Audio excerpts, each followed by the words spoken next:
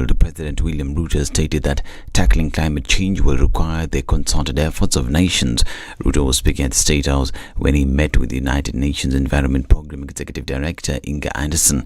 According to the head of state, the upcoming United Nations Framework Convention on Climate Change COP27 provides the world with an opportunity to address the impact of climate change, particularly among developing countries. President Ruto stated that Kenya is experiencing severe drought as a result of climate change. Now, Judy Muthoni, the mother of 2-year-old baby Travis Minor, appeared before the Senate Health Committee to narrate events that led to the death of her son at the Kenyatta National Hospital. At the Senate, Muthoni took the committee through her son's journey in seeking medical attention after a forked jembe was lodged in his head at the Kiambu home. She told the senators that her son was rushed to a local dispensary where the handle of the jembe was removed and thereafter taken to Thika Level 5 hospital. Niliingia huko mfo. Ule daktari nilikuta huko alikuwa tu anapaguza meza. Hata hakuangalia mwenye ameingia. Kanishautia, akaniambia, "We mama, hata ulipe pesa alafu ukuje." Nikamuuliza pesa gani, na hiyo karatasi haiko imeandikwa pesa. Nikarudi huko kwa kulipa pesa. Nikamuuliza ni pesa gani inalipwa, akaniandikia hapo 20,500. Sasa nikamuuliza hii pesa yote natoa wapi sasa? It's a sad story. Indeed, I pray that the family gets the help and the assistance that they require. Now, opposition leader Raila Odinga has accused the government of renegating on some of the promises made to Kenyans during the campaign period.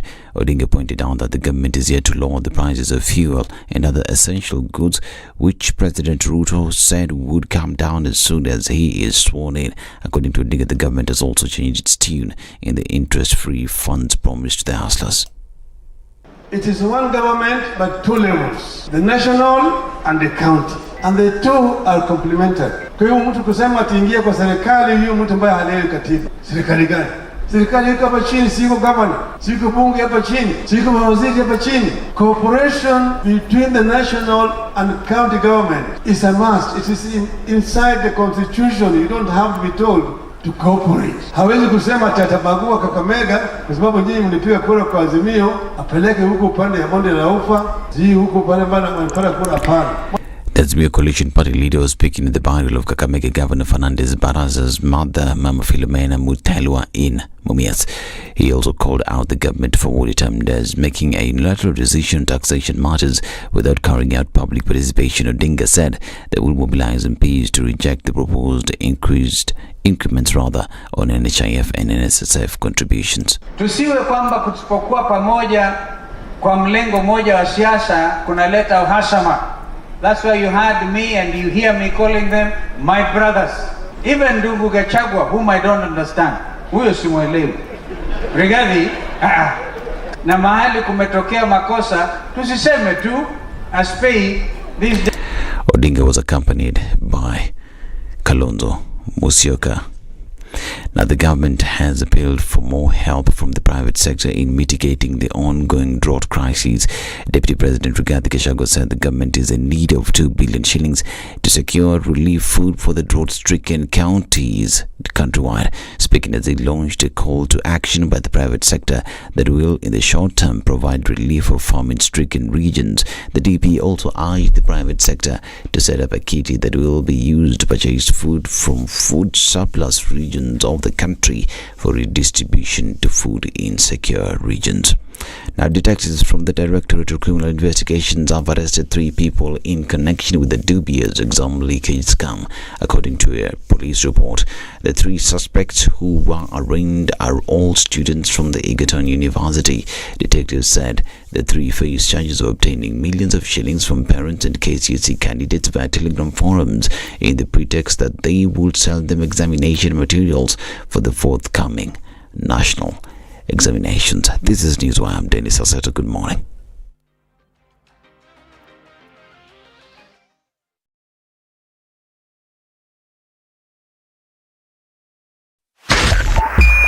SpiceFM, Nyeri. The following takes place from 6 a.m. to 10 a.m. every weekday on SpiceFM. Everybody, welcome to Kenya's biggest conversation. Heri Latifa, Muga, Madam Du, nimesalamia wote sana. Tumepokea salamu, asante sana. Hapa Garissa today the weather is very good, only that baridi inatupeleka mbio sana. Sasa baridi ni degree ngapi hapo? Hata sijui lakini madam tunakauka sana. If you want to follow the money trail, you've got to think like a thief to be able to catch that thief. A slap from a friend is better than a kiss from an enemy. You remember the kiss of Judas Iscariot? Iscariot. Yes. Is the one that imetuweka kwa hii mashida yote na mataabu kwa sababu of that kiss. Yet the slap of Jesus Christ when he slapped those guys wenye walikuwa nauza mboga ndani ya kanisa took them to heaven. The Situation Room, Kenya's biggest conversation.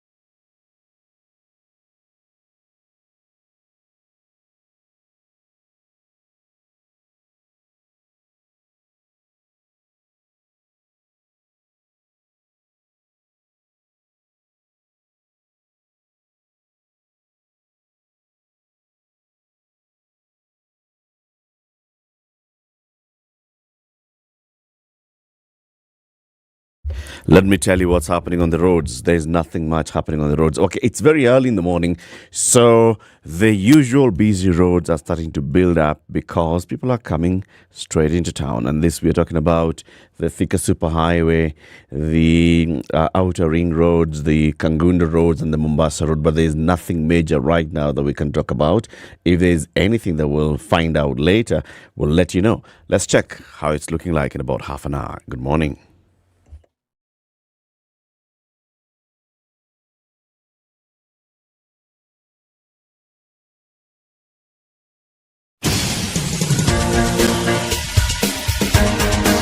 This is The Situation Room, the home of hard-hitting political commentary and penetrating insights about the state of the nation. This is a talk radio experience like no other. The Situation Room, a place for hard truths, debates, and elevated conversations. The Situation Room, witty, political, engaging, deep, controversial. In the room, we have C.T. Muga, researcher, academic, seasoned political observer, a fountain of wisdom in these politically uncertain times. Ndu Oko, Nigerian by birth, Kenyan by choice, communications expert, Pan-Africanist, a truth seeker and believer in people power, and Eric Latif, agent provocateur, the man in the chair, seasoned journalist, news hound, a man who believes in punching up, not down.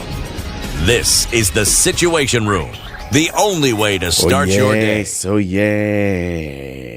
Good morning, and how are you doing? Feels like Monday, but it's not Monday, it's Tuesday. It's only that it's the first day of November, 2022. How are you doing? And welcome to Kenya's biggest conversation, The Situation Room. Hoping you had a lovely day yesterday and lovely night, and you are up and ready to face a new day. If you're not, we'll pray for you that you have a better day today than the night or day that you had. City? Yes, Brother Eric. How are you doing? I am very well. Thank you, sir. Welcome to Tuesday. Mm-hmm. It's November. Mm-hmm. It's November. It's December. Just like that. Pop, pop, pop. It's December. Imekuja inakwenda. 2023. Tukisonga. Tukisonga. By the time at October measure, let's start thinking of January. Like that. It's done. This one is done. Dusted, gone, finished. Where, my friend? The thing that though November seems to have brought with it signs of rain. Yes. In my neck of the woods, meaning my town neck of the woods, yes, it rained. It rained. In your town, neck of the woods? It rained. My friend, there are people who say that they saw the rain. There are others who do not know what the rain is all about. No, remember what we're being told, the others who, as far as they are concerned, it hasn't rained in 4 years. 4 years, by any stretch of any imagination, is an extremely long time. Yeah, man. Why? 4 years is long. If 4 months is long, what about 4 years? You know, just looking at the kind of footage that's coming from across the country. My friend, it's crazy. It's crazy. It's not just crazy. It is absolutely crazy. It is so dry. Wild animals are dying. Animals are dying. Livestock is dying. People just don't know. And it's basically just decimating people's livelihoods as it goes, man. It's a tough one. However, we thank God that we are in a new month. This is November. We shall come to December. And you look back into the year that you've had so far. In everything, give thanks. In everything. And in everything doesn't mean the things that you find comfortable. No. Even the ones which you're uncomfortable with, give thanks. The ups and downs, give thanks. Yes. Let people just look back and see you in glory. There's a Kamba musician called Kasolo. Kasolo. What is he known for? Stephen Kasolo. He's a gospel musician. He has a song called Keni Chachangai. So what is it about God? It is these are the doings of the Lord. When the Lord comes visiting you with his blessings, you know, even after everything that, you know, you've gone through, then one day the Lord just visits you with his blessings, all right? And people look and they marvel. And they start asking questions. And then later they're like, This is the doing of the Lord. Ando makanena, makolania, makolio, na itina makasia, ati kene chachangai. The guy bit I got. K is this. Cha is actions. This act, God. This is the action of the Lord. Yes. Okay. It's the doing of the Lord. Right. Yes. Welcome to Kenya's biggest conversation. So let me tell you what we shall be discussing today. At 7 a.m., we have a guest who's come all the way from Meru. And you know what they say in Kikuyu, Meru is far. In Kikuyu speak, if someone is asking you, kwani umeenda umekaa wapi? Kwani you went to Meru. Essentially, it's like you went to the end of the world. Yeah. How far had you gone to? Now, this gentleman has come from Meru. And he's already here. He'll be ready for a conversation at 7 a.m. His name is Dhuranira Salesio. Dhuranira is known in Meru as the Omtata of Meru.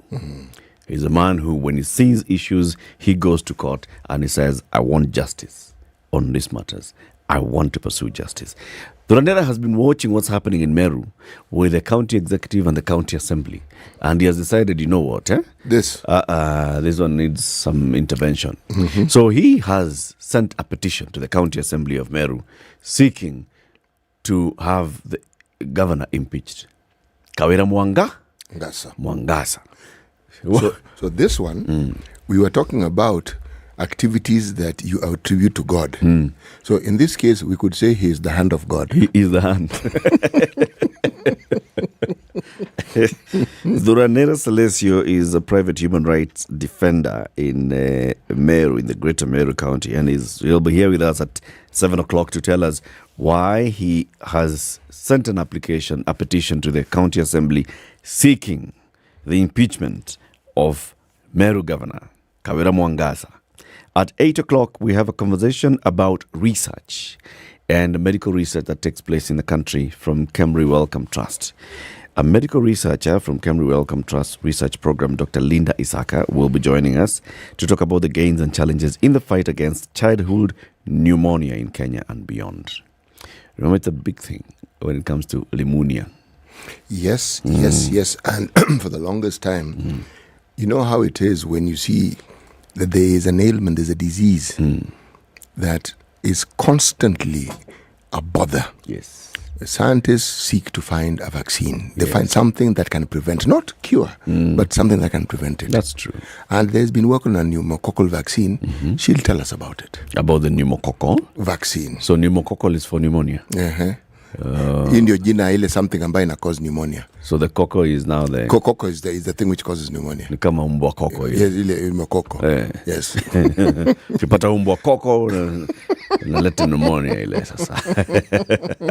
Mbona ndio nikilive you ask. This coco sasa huyo. Ndio huyo coco sasa. Huyo coco ndio mambo yote. Ndio mambo yote. Yes. Okay. So she'll be here at 8 o'clock for that conversation. At 9 o'clock, let's talk about business, right? So the new administration of Dr. William Ruto is really big on looking at small enterprises and how to support the small enterprises. The thing is, many people start business and then those businesses thrive. And after the founder exits for some reason, either illness or they pass away, that business basically dies. Is it not symptomatic of our political party? Remove the founder and you're left with nothing. Shell. So what is it that, makes businesses collapse after the exit of founders? We'll be speaking to somebody who fashions herself as a corporate governance provocateur. Her name is Carol Musyoka. She's been in the corporate governance scene for quite a while, and she'll be joining us at 9 a.m. for that conversation. So keep it here for that and more. We'll tell you also what's happening all over the world, and shortly we'll be giving you the newspaper headlines. Ndu is away. She's still enjoying herself and her time, but hopefully she'll be with us a couple of days from today, and we'll see. She'll tell us exactly where she's been. So let's take this quick break. At 17 minutes after 6, let's take a look at the weather forecast. What we want you to do in the meantime is tell us where you're locked in from this morning. Happy November. Those who had said gone till November, it's here. Come back.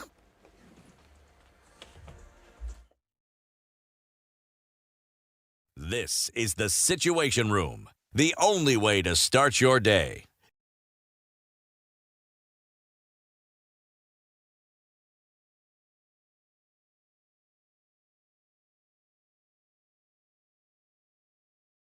The adults in the room. He's promiscuous or he's polygamous. We need to get over ourselves. So I should always know the man that marries me, I know there'll be other women. Yes. The relationship you have with yourself is the foundation of the relationships you will have with other people.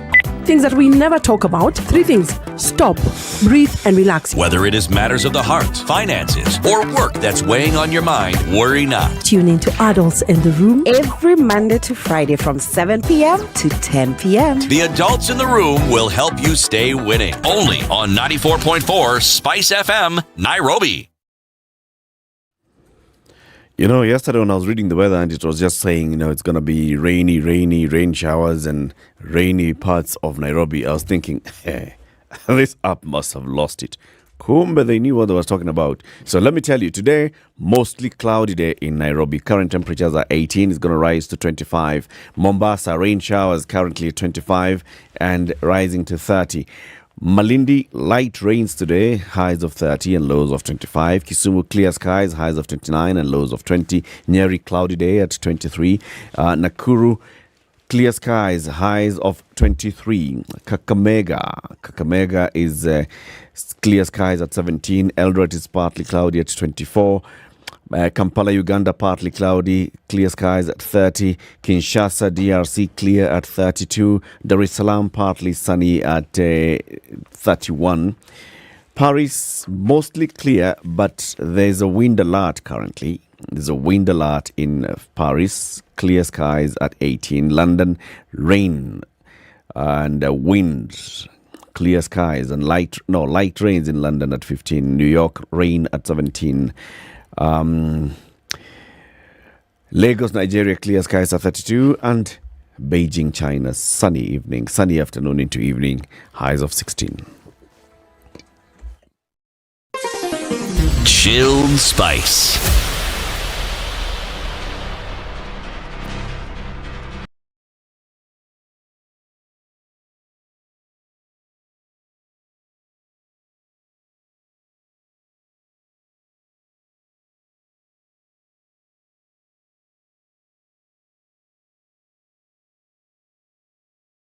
This thing has just lost it. It's okay. So let's just do this. What? It is 20 minutes after 6, and let us applaud everybody who is online. Good morning to you, Elizabeth Wanyoike, saying you are tuned in from Orlando, Florida. Sabine Nyarlegs, good morning. Happy November, locked in from Buruburu. Nyarlegs. Sawa. Waweru Ngede, locked in from Loresho. Happy November. Well, happy November to you. Safina Nyanduru, good morning. Spice, good morning to you. James Muli Kimanzi, hey guys. Tuned in from Palm Resort, Nyali, Mombasa. Kene Chachao, Changai. Kiplagat Misoi, good morning. Spice Champions, tuned in from Maseno. A great show, kudos. Asante Sana, Karibu, Jane Duta, good morning. City and Eric. Well, good morning, Jane. Say good morning to Jane. Good morning, Jane. How are you today? Yes. Jerop comment says, good morning from Eldoret. Welcome November and be kind. Claire Fazanam, good morning. Eric and City already in the room, ready for the menu this morning. Kolweni, Nyakach, sub-county, listening. Kolweni, Nyakach, sub-county. And which county is this? This is Kisumu. Kisumu County. Kisumu County. Atieno Jermaine Jackson, good morning, 254. Happy tuned in from Nyahera, Kisumu. Emmanuel Achayo Karariu is listening.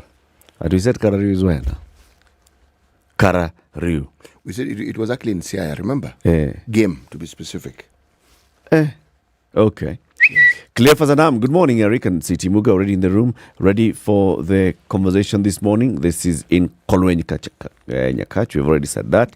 Kiptororo, all the way from Nakuru City, Kuresoi North, Kiptororo area, Akondani Kabisa. Simon Odhiambo, morning, a real station to listen to. Magarini is listening. Good morning, Simon from Magarini. Is it raining today in Magarini? Beatrice Ngania, happy new month. Happy new month to you. Taitier, good morning, seniors. Up and ready for the engaging conversations on 96.7 FM. Karibu sana.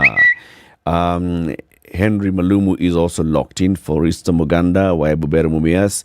As usual, Akondani Mpango. Jonathan Nyinya, good morning. Happy new month. 30 million jobs or 30 million KRA pins, whichever, as long as they are 30 million. It works. Andrew Franklin, institutionalized smoke and mirrors. Goodness. Smoke and mirrors, he says? Yeah. Okay. Yeah. This is because he was responding to a conversation that we were having yesterday with Gadara on social media. Gadara saying he's written before about the folly of the government using prosecution and convictions as a primary metric of success in the war against corruption. And that's what Andrew is saying.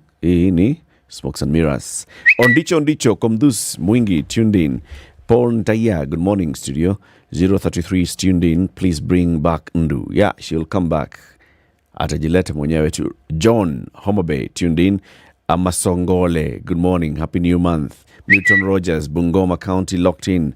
Mombasa is locked in. Benson Mumo. Everybody, welcome to Kenya's biggest conversation. Happy November. Let's hope for a smooth sailing this month. City? Yes. The proverb, we're still in Egypt? We are in the land of the pharaohs. All right. The onion shared with a friend tastes like roast lamb. Kitungu now, this one. Mm-hmm. Yeah. Kitungu. Shared with a friend tastes like roast lamb. I would then take it that roast lamb shared with an enemy tastes like onion. Onion shared with a friend tastes like roast lamb. Tastes like roast lamb. You know, an onion, the eating of it, it's an acquired taste. If you acquire the taste, it's actually quite pleasant to eat. Yes. It has a very distinct flavor to it. Right. Which one are you talking about? The white one, the red one, the bulb one, the bulb. Yeah? Bulb. The bulb one. Bulb. Has a very distinct taste to it. Very distinct. Right. And if you peel it carelessly, your eyes will also tell you it has a distinct taste. It's a distinct taste to the eye. To the eye. Okay. We will interrogate this proverb as we go on. Yes, we will. Yeah. Let's look at the newspaper headlines. The front page of the Standard this morning. Anger greets Haji's shock confessions. In the tell-all interview, the DPP said external forces interfered with his work and even threatened him, but that he stood firm. He's accusing the former DCI boss, George Kinoti, of not doing thorough investigations. However, Kenyans are saying, Haji, go home. On Gachagua, this is what he said. If you look at the affidavit, I have no option. I'll withdraw this case. On this one, I'll not beat about the bush. If I have to go by that affidavit, I will withdraw, and I am not afraid of saying that, and I will stand by my word, and I am doing it honestly. On the case on the DCI, he says, we discovered that the DCI at the time was not serious in availing this evidence.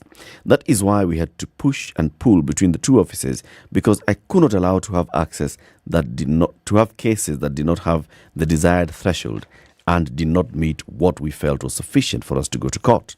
On threats, you know very well my house was broken into at the last few months before election.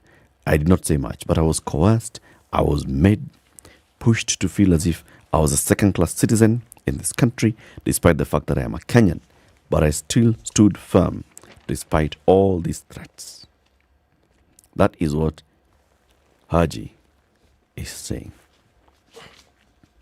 The other front page story on the Standard today, experts to Ruto focus on the war on corruption, then tax reforms. Economists are saying sealing revenue leakages should be the priority, even as the government expands the tax bracket to get more people to pay taxes. Yeah? The new cabinet secretary for, it's called what? Affirmative action, public service and affirmative action, Aisha Jumwa, says civil servants will get a pay rise in 100 days. 100 days. Not from the Ruto days, from the day she took over office. Count 100. Civil servants, pay rise, kilometer, pay rise. What is this thing with these 100 days, my friend? Eh? 100 days.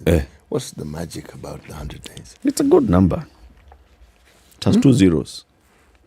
And if you remove the one, it's only the 2 zeros. It's just the 2 zeros. Yeah, all right. Yeah. The headline in the Nation, Kinoti, man on the cross in nasty feud. As the new regime probes alleged excesses of officers under him, the former head of the Directorate of Criminal Investigations looks like the man who will, perhaps, carry the cross of the sins of the Uhuru presidency in a political tit-for-tat game that's been gathering pace since the swearing-in of William Ruto. The hunter, they say, has become the hunted. On the war on corruption, senior detectives are accusing Kinoti of plotting the charging of key UDA politicians, among them DP Rigathi Gachagua, with grafts. On the war on crime, Kinoti is also under siege over the SSU, which is accused of being behind a spate of extrajudicial killings in the last regime. The war on Kinoti, for former DCI, his past seems to be blurred by politics. Was he a gun for hire in the Uhuru regime, or a ruthless cop who tamed crime and disrupted cartels? And they're going for the jugular. Nordin Haji is hinting at the arresting and charging of Kinoti over the Gachagua case, saying the former DCI boss was a colleague, and I don't want to take advantage of the situation. But you know, if the law was broken, well, the person must face the law. I mean, it's your mimi. This conversation about the DCI is incomplete without the people who were in charge of this ministry. Unless they're telling us Kinoti was giving himself orders, in the same way it is being alleged that the gentlemen who are in that special squad, who are now under great scrutiny and spotlight, were giving themselves orders. This discussion must include one Dr. Kibishu and one Dr. Matiang'i. The conversation must include them, and they must also come forth and explain. Even before you go that far, there's also an Inspector General of Police. I hadn't left him out. The DCI is reports under Inspector General. But the way this thing has played out, you get the impression that the DCI was independent, don't you? It's like the Inspector General of Police was relegated to some distant place. It's like this cousin who comes to visit every once in a while, but doesn't actually live in your house. Okay? Yes. This conversation cannot be had unless we have all these players. There's no question about it. Actually, just focusing on either the DCI or the DPP. Inspector General, ndani. Matiang'i, ndani. Kibisho, ndani. Yes. Then we have a complete conversation. And by the way, these cops who are being harangued, I think that's the word, there'll be pushback. There will be. You did ask this question. Do these fellows really want these fellows do they want these fellows to be talking? Okay. Huh? Do you have the Business Daily? I most Tell definitely us the headline do. before we take a look at Foreigner, 3 Kenyans fight over unfrozen 2.3 billion. You know, I looked at this thing. Yes, foreigner, 3 Kenyans fight over unfrozen 2.3 billion.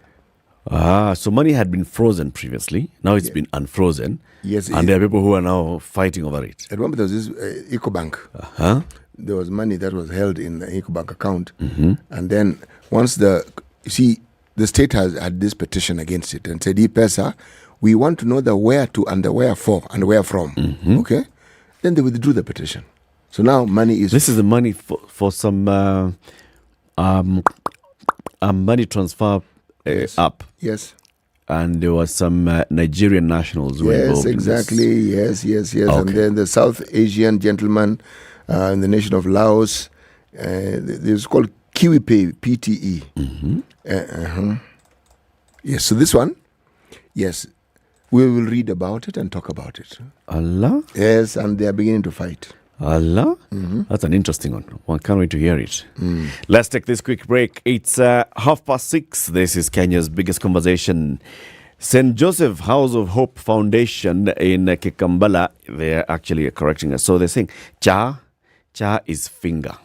Cha is finger, the finger of God. Yes. So, Keni cha changai, this is the finger of God. Okay. Very good. Ando makanena makolani makolyo naitina makasia keni cha changai. Very good. Time for that break. Let's take a look at traffic.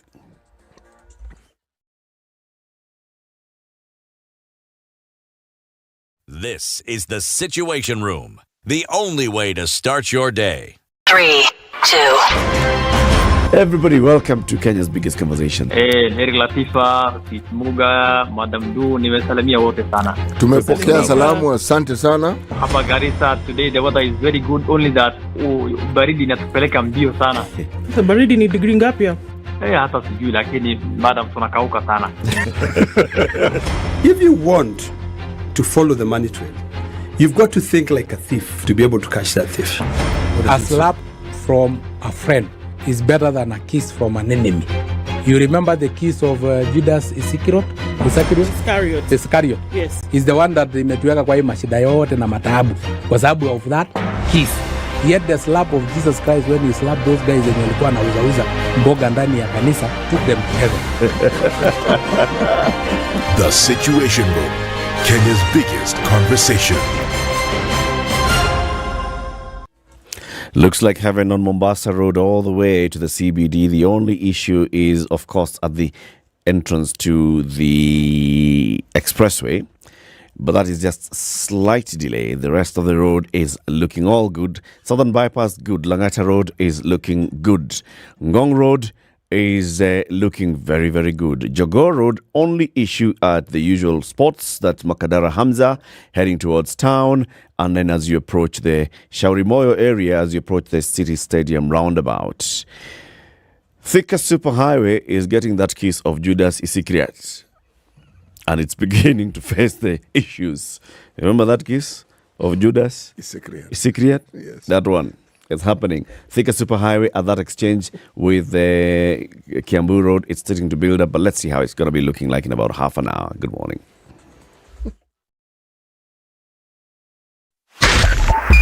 .5 Spice FM, Kisumu.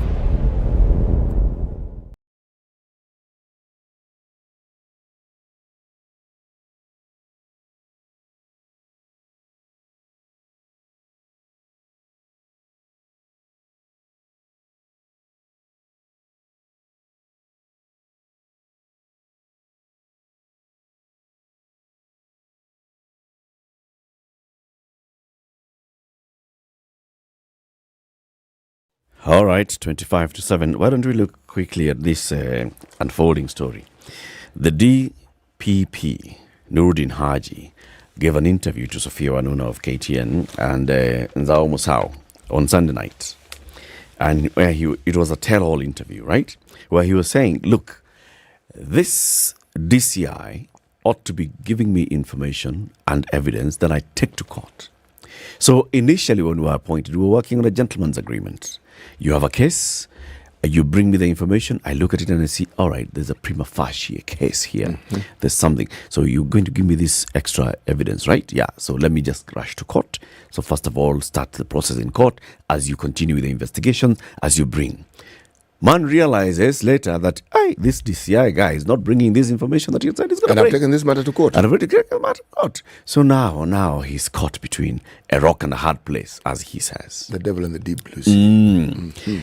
So in a couple of years' time, then he established this protocol, which is, how do I go to court? What meets this threshold? What is this threshold that will enable me to go to court?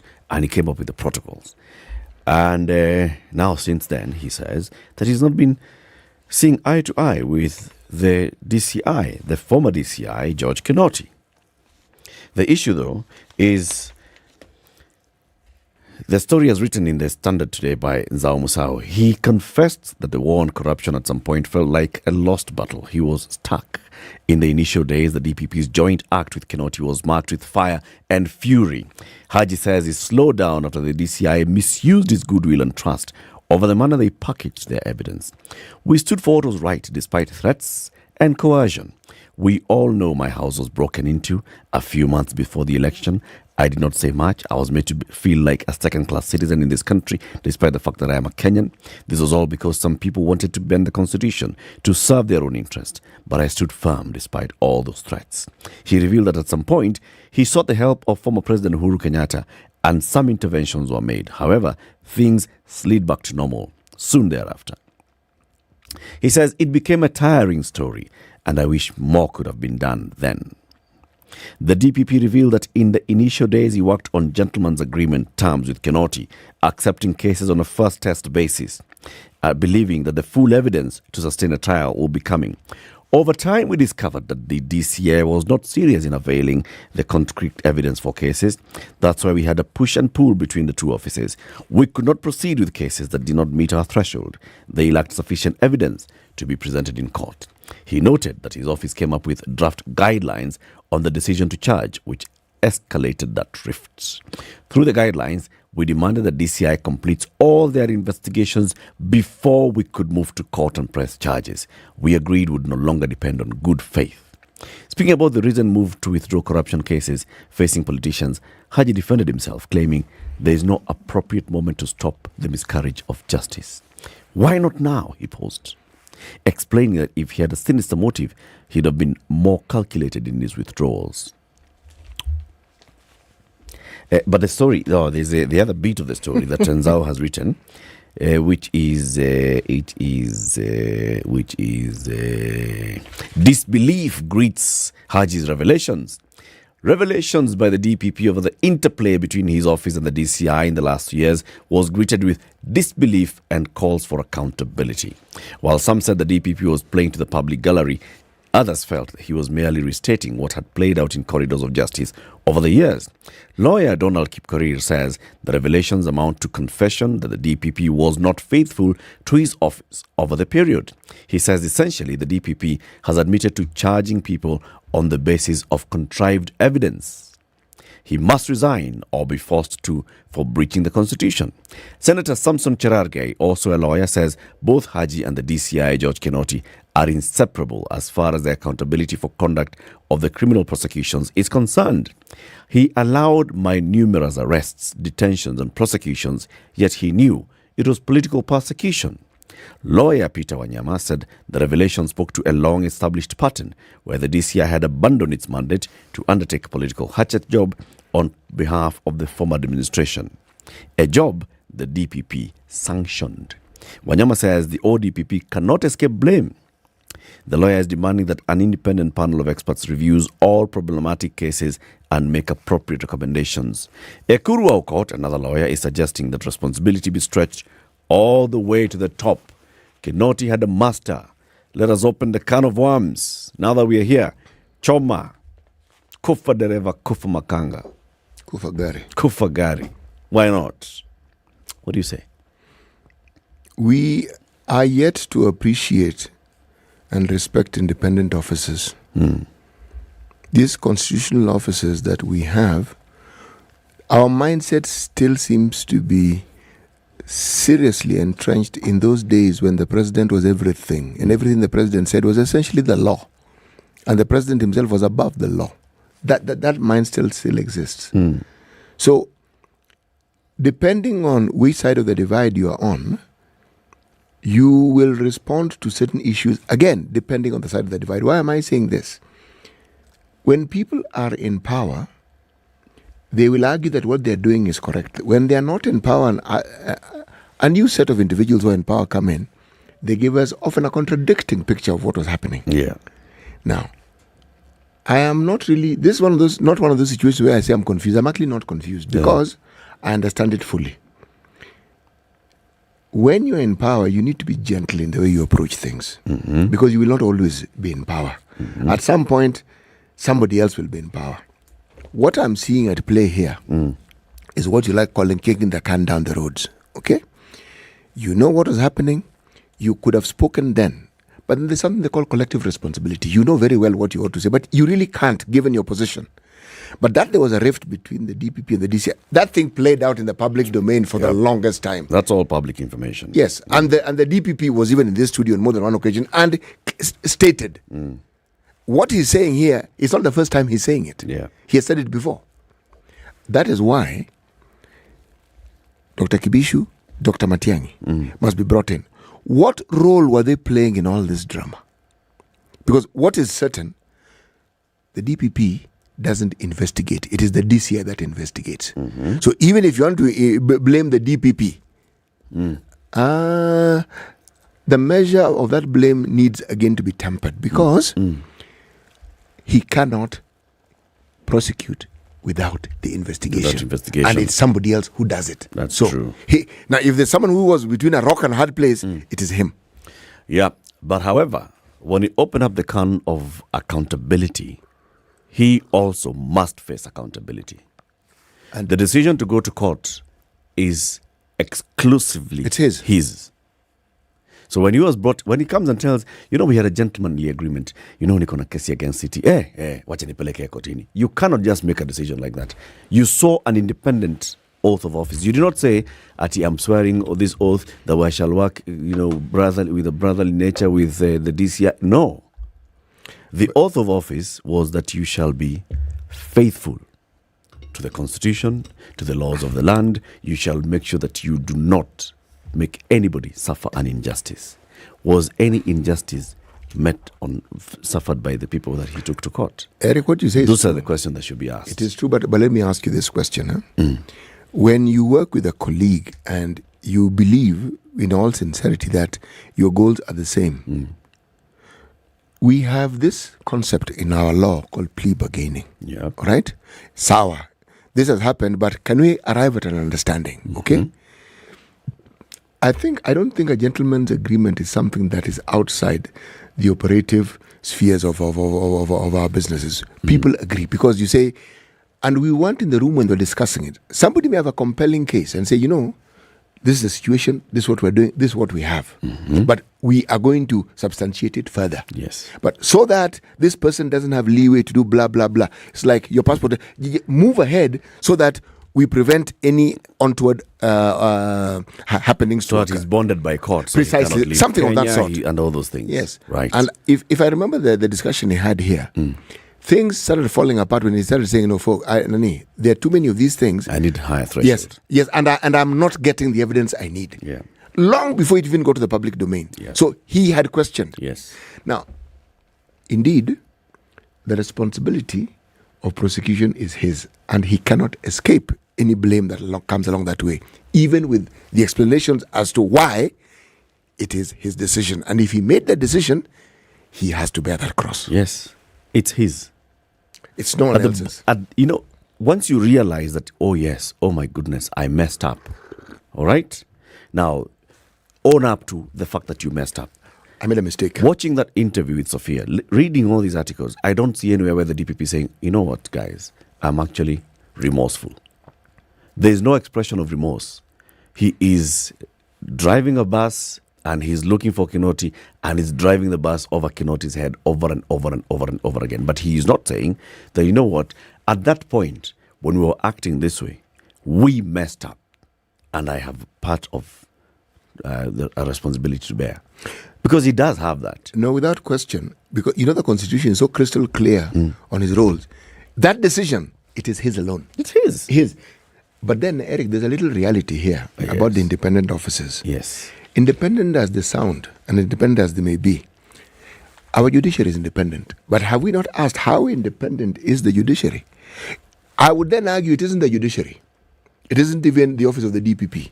It is the individual.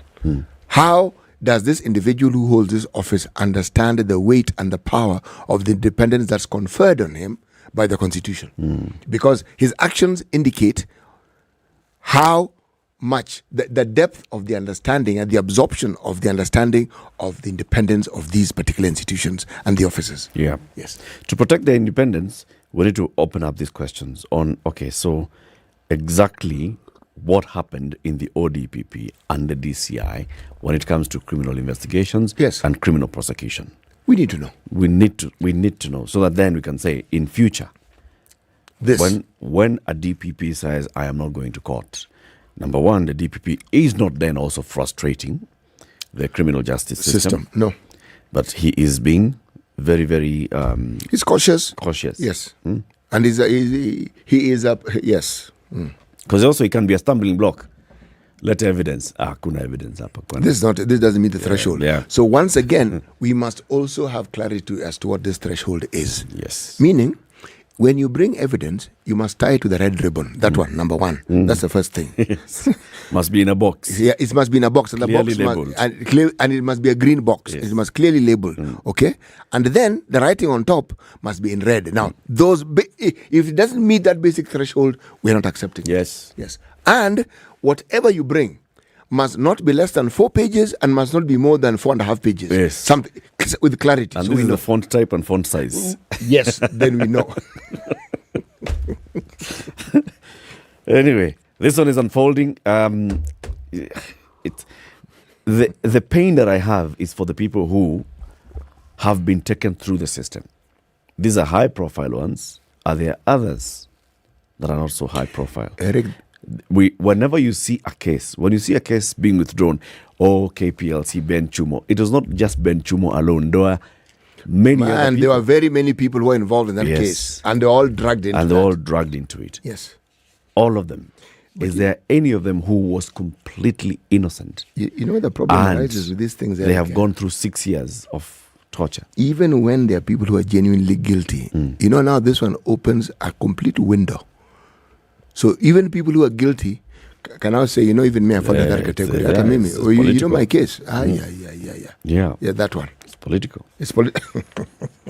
Tell us about that case of the money. People fighting over billions. Money. Right. 3 Kenyans are locked in a court battle with a woman from Southeast Asian nation of Laos over 2.3 billion Kenya shillings held in EcoBank accounts after the state withdrew a petition that had frozen the cash on money laundering fears. Fear. You see that one now? Money laundering fear. This, you know, the DCI is involved in these matters. Because they have to investigate. You have to have an arm of government that has the power to be able to go to court and say freeze, because they can't freeze. This matter has to go to court. The 3 Kenyans, Stephen Maina Njenga, Felix Rantu Likishe, and Solomon Joseph Maina, have obtained court order blocking EcoBank from releasing the money held in 3 bank accounts to KiwiPay Pte Limited and Mothilda Rashi Laotian.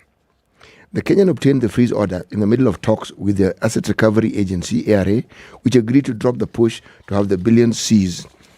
Here, I'm turning the page. Okay. Page 2. Right.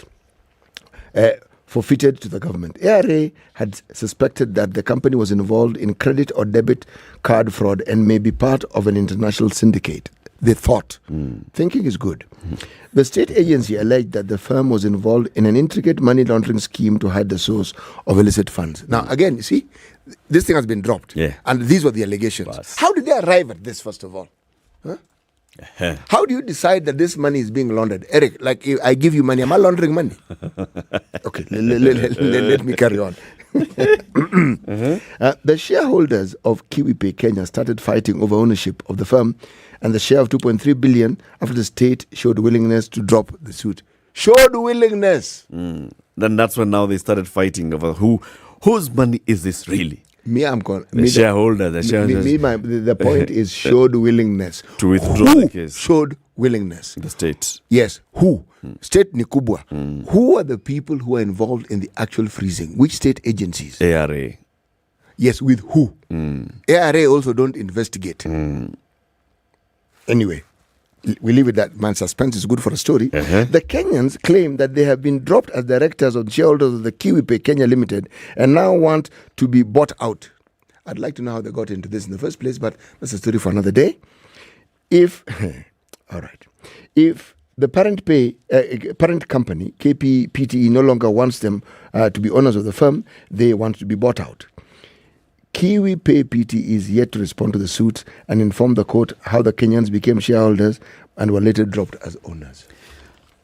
Are you not seeing also this is now an interesting story? No, this story is absolutely interesting. So there's a company registered in Laos with a Laotian as big boss. Big boss, and lady. then there's a company now Kenya. Registered in Kenya with some Kenyans as shareholders. Katika panda shuka pilka hapa na pale, the two Kenyan shareholders are dropped. In that panda shuka pilka, as things are happening, the ARA has gone to court and applied for freezing of their accounts. In the panda shuka pilka katika harakati za maisha, ARA decides to withdraw this case. The money is to be unfrozen. Yes. Ghafla bin vu. Patatokea kizaazaa. Yes. Na hali ya sintofahamu. Because now the Kenyans are saying, hey, how can you remove us from the knee? If you remove us, you pay us. By the way, the money is in billions. Yes. $17 million. And if you look at the number of players, there's even a guy here by the call of Gregory Smith who's been operating the accounts. And then the money was wired from Asia. It went to the Middle East, went to West Africa. Someone said, hey, wait. Why is this money going on this walkabout? Money is just chopping laps. Before you know it, this 17 million US dollars, Singapore. You say, No. What? And the thing is, what are they buying? It's just moving from account to account. There is no indication whatsoever. At the old came in and there was trade and there was transaction and the money was payment for transaction. And it's done through internet banking. Move. Yes, asset recovery had a... They're like, hey, wait, fine. Flag. Tell us, this movement, what is it for? You see, when you read the story, you realize, again... But who are the people who... I've read this story. Central Bank doesn't feature. But they're somewhere in here. They just don't feature. DCI features. You don't hear them. Okay?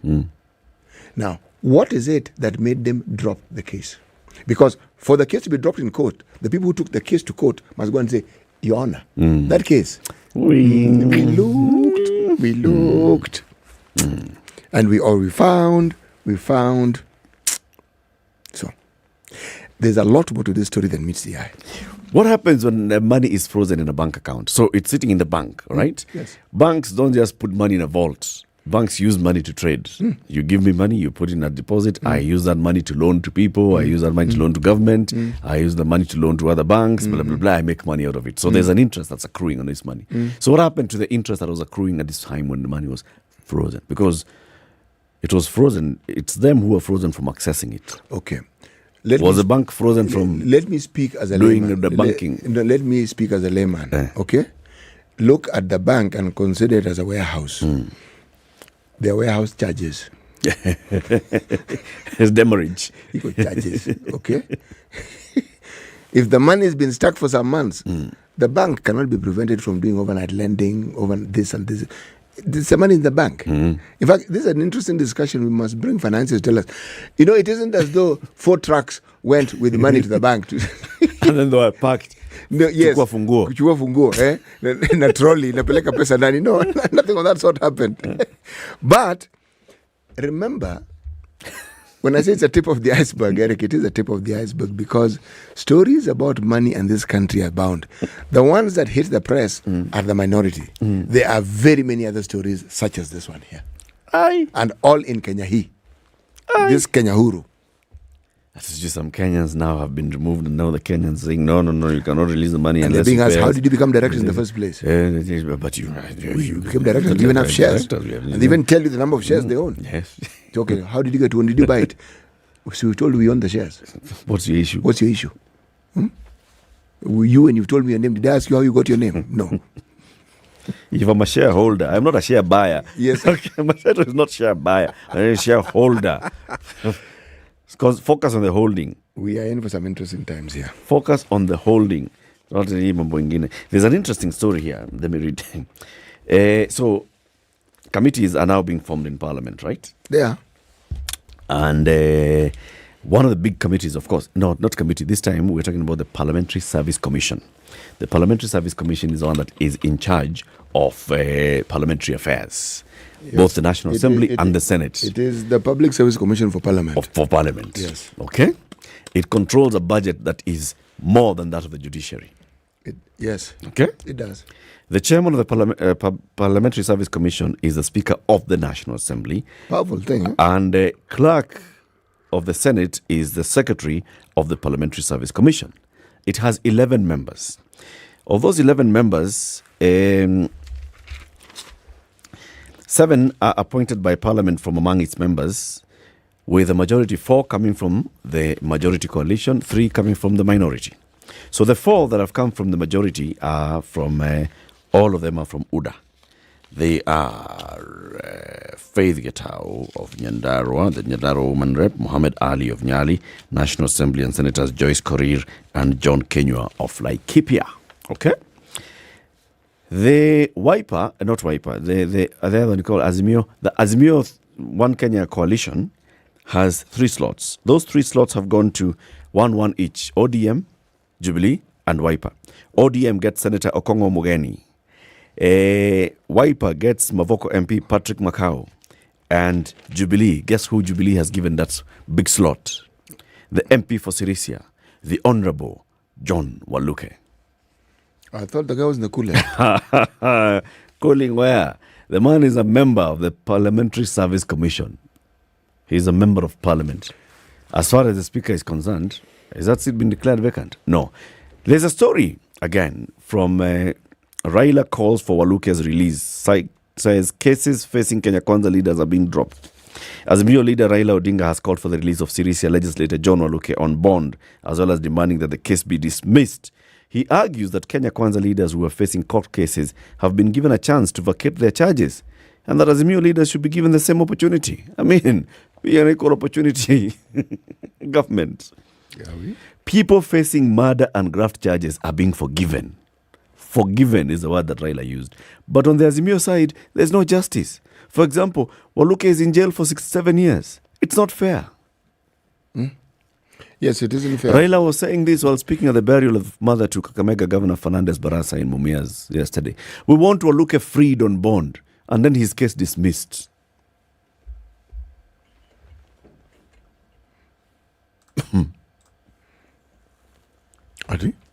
Yeah. If you're forgiving these other people, why can't you forgive this convicted fraudster? Mui huwa mwema. So essentially what we're saying is, let's all compete as to how low we can lower this bar, isn't it? Is that what we're saying? I mean, the bar is already low. Kwani Waluke si mtu? Kwani hajazaliwa na mama kama watu wengine? Ambao wako gerezani si watu. Hajazaliwa na mama kama watu wengine. Kama watu wa hiyo pande nyingine wanasamehewa, kwani watu wa pande yetu wasisamehewe? You know something? That isn't the case. The clarion call should be, let's follow in Waluke's example. People who break the law should end up where Waluke has ended up. That is really the clarion call. It isn't as though the DCI fabricated the information. No. Convicted by court, man. Yes, exactly.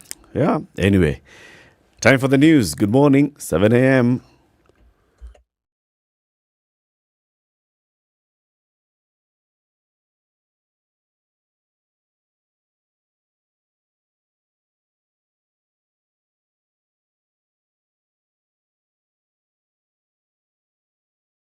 Good morning, this is Newswire. I'm Dennis Aseto. As the effects of global warming continue to wreak havoc around the world, President William Ruto has stated that tackling climate change will require the concerted efforts of nations. Ruto was speaking at the State House when he met the United Nations Environment Programme Executive Director Inga Anderson. According to the head of state, the upcoming United Nations Framework Convention on Climate Change, that is COP27, provides the world with an opportunity to address the impact of climate change, particularly among developing countries. Ruto stated that Kenya is experiencing severe drought as a result of climate change.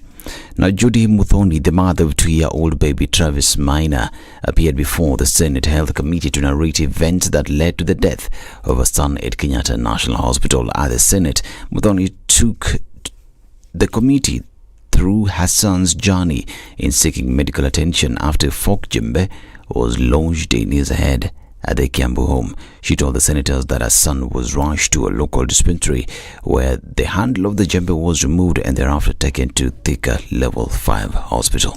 Niliingia huko room 4. Ule daktari nilikuta huko alikuwa tu anapaguza meza. Hata kuangalia mwenye ameingia, kanishautia akaniambia, "We mama, enda ulipe pesa alafu ukuje." Nikamuuliza pesa gani, na hiyo karatasi haiko imeandikwa pesa. Nikarudi huko kwa kulipa pesa. Nikamuuliza ni pesa gani inalipwa, akaniandikia hapo 20,500. Sasa nikamuuliza hii pesa yote natoa wapi sasa? We send our apology to Mama Travis now.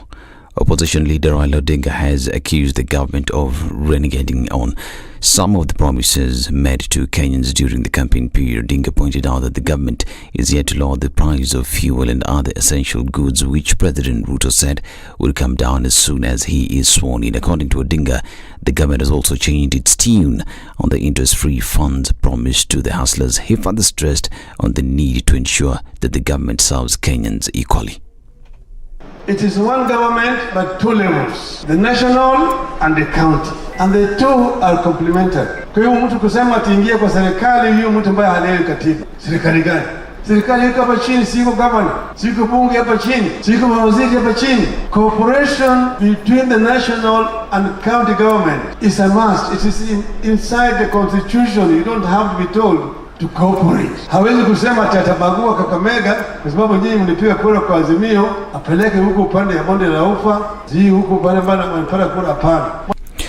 Wiper leader Kalonzo Musyoka, who accompanied Raila Odinga in the burial of Kakamega Governor Fernandez Baraza's mother, Mama Philomena Muthelwa in Mumias, insisted on the need of the government to accept criticism and to engage all Kenyans. Tusiwe kwamba kusipokuwa pamoja kwa mlengo moja wa siasa kunaleta uhasama. That's why you heard me and you hear me calling them my brothers. Even ndugu Gachagua, whom I don't understand. Huyo simuelewi. Rigathi, na mahali kumetokea makosa, tusiseme tu a spade these days is a big spoon. It's a spade. Tukisema wananchi wa Kenya bado wanaumwa, wanalia, ni ukweli mtupu. Now, the government has appealed for more help from the Kenya private sector in mitigating the ongoing drought crisis.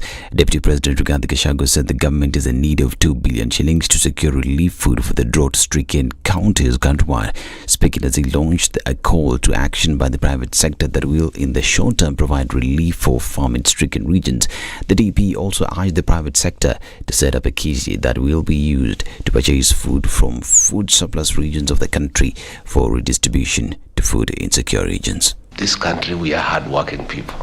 We like working. This begging thing is very humiliating. It's not a nice thing. I think working together, we must look for long-term sustainable mechanisms to deal with this effect of climate change so that we don't have to be looking for donations every year.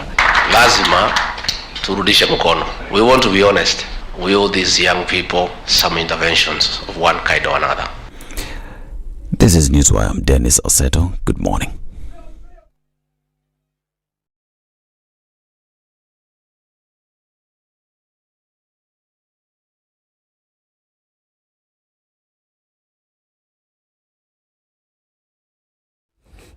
The issues in the morning happen on Thika Superhighway. It's as usual. It's stretching all the way to the junction with Outer Ring Road. So that's where the traffic begins, all the way from Allsops coming towards town, past Survey, up to Muthaiga Junction, and then into Muranga Road and Wangari Maathai Road. It moves. Kiambu Road as well. It's the same problem this morning, this and every morning. We are looking at the same problem happening on Limuru Road this morning. It's also very busy on both sides, especially along 1st, 2nd and 3rd Parklands Avenues. Museum Hill coming into town is also looking quite busy, but I think it's also flowing. Gong Road, it's busy as you approach the junction with James Kishuru Road and Naivasha Road. And then Langata Road is also looking quite busy as you head down towards the roundabout and then the junction into Raila Odinga Way. If there's any major incident that we need to talk about, please let us know and we'll alert everybody else at SpiceFM KE.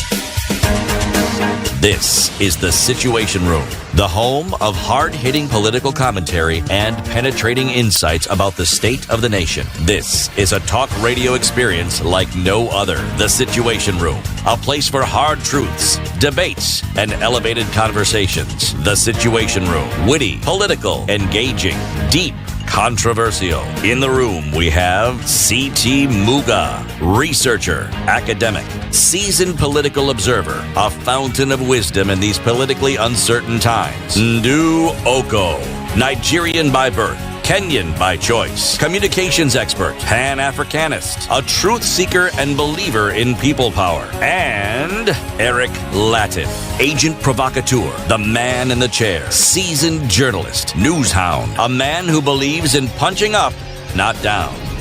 This is The Situation. Good morning, 7 minutes after 7. Happy November. It's the first day of November 2022. Welcome to the second hour of Kenya's biggest conversation.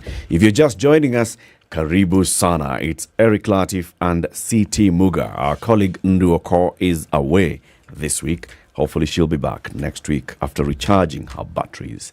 We have a guest in the studio. We want to talk about Meru politics and governance. Before we welcome the guest, let's hear the day's proverb, C.T. Yes, we're still in the land of the pharaohs. The onion shared with a friend tastes like roast lamb. The what shared? Okay. An onion. Onion. That is it now. Now you're speaking. This and an onion thing that you're saying. But ni kizungu baba. Wajua ni lugha yao. The onion. Yes. Sio tu onion bwana. Onion. Ile ambayo iko kama football. Kitunguu yani. Kitunguu yani. Okay. Shared with a friend tastes like roast lamb. Sasa hii proverb, vegans, vegetarians might have a bit of a problem with it. So I don't know if you're vegan, how we can tailor make this proverb so that an onion it actually vegan, works well for them. It works for them. Share the friend. Should we? What does it taste like? Rhubarb, cabbage, sukuma wiki, roast ngwashe, or better still, nduma. An onion shared with a friend tastes like roast lamb. Yes. The issue here is the sharing. The sharing is what makes it pleasant. Okay? It's like you drink water with a friend. That water suddenly acquires a very different taste. Yes. In the studio here with us, we have the Omtata of Meru. His name is Thuranera Salesio. Thuranera is a private human rights defender from Meru County. He joins us in Kenya's biggest conversation. Good morning, Thuranera. Good morning, Eric. Thank you very much for joining us. Karibu sana to Nairobi from Meru. You traveled from Meru this morning? Yes, sir.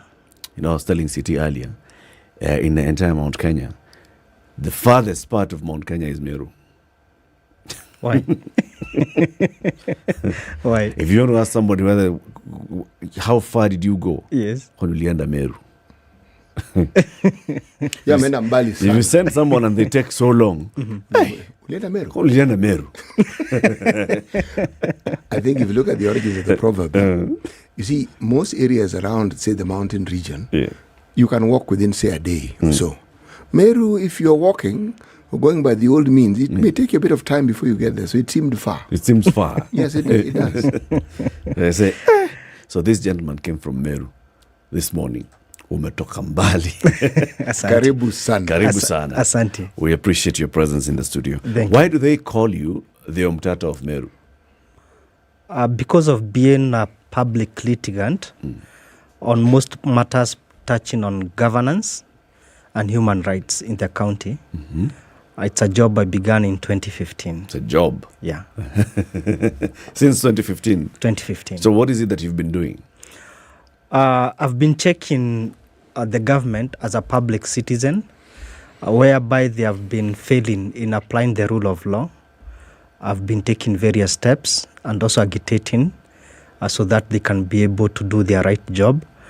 Some of human rights violations also, I've also been checking on them in corroboration with constitutional bodies such as Ombudsman, IPOA, and also the police. Yes. Like, which is the biggest case that you've taken so far? I mean, a matter that you've seen, this is of great public interest and the government is not doing what it ought to be doing. And as an active private rights defender, I'm going to take this head on. The biggest case that I've ever taken was the Political Parties Act, if you remember, in April this year, when I petitioned on that act. Katiba Institute came on board, Africa came on board, and the petition was consolidated into one, I being the main petitioner. Although we never won that case, there are some sections that the High Court, ruled unconstitutional. And if you remember very well, during the inaugural of the Parliament, the Speaker said that that is one of the acts that they need to relook at and align it with the Constitution. Okay. Yeah. I'm reading something here where you say, I, the undersigned Dronera Sarisio Mutuma, a male adult of sound mind. As opposed to be a male not of sound mind. Yes.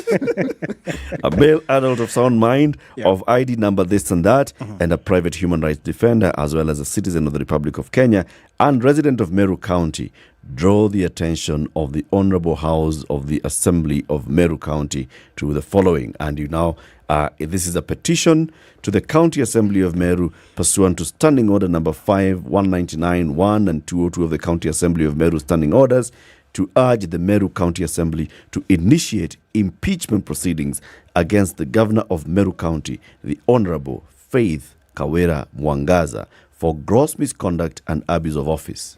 Hey?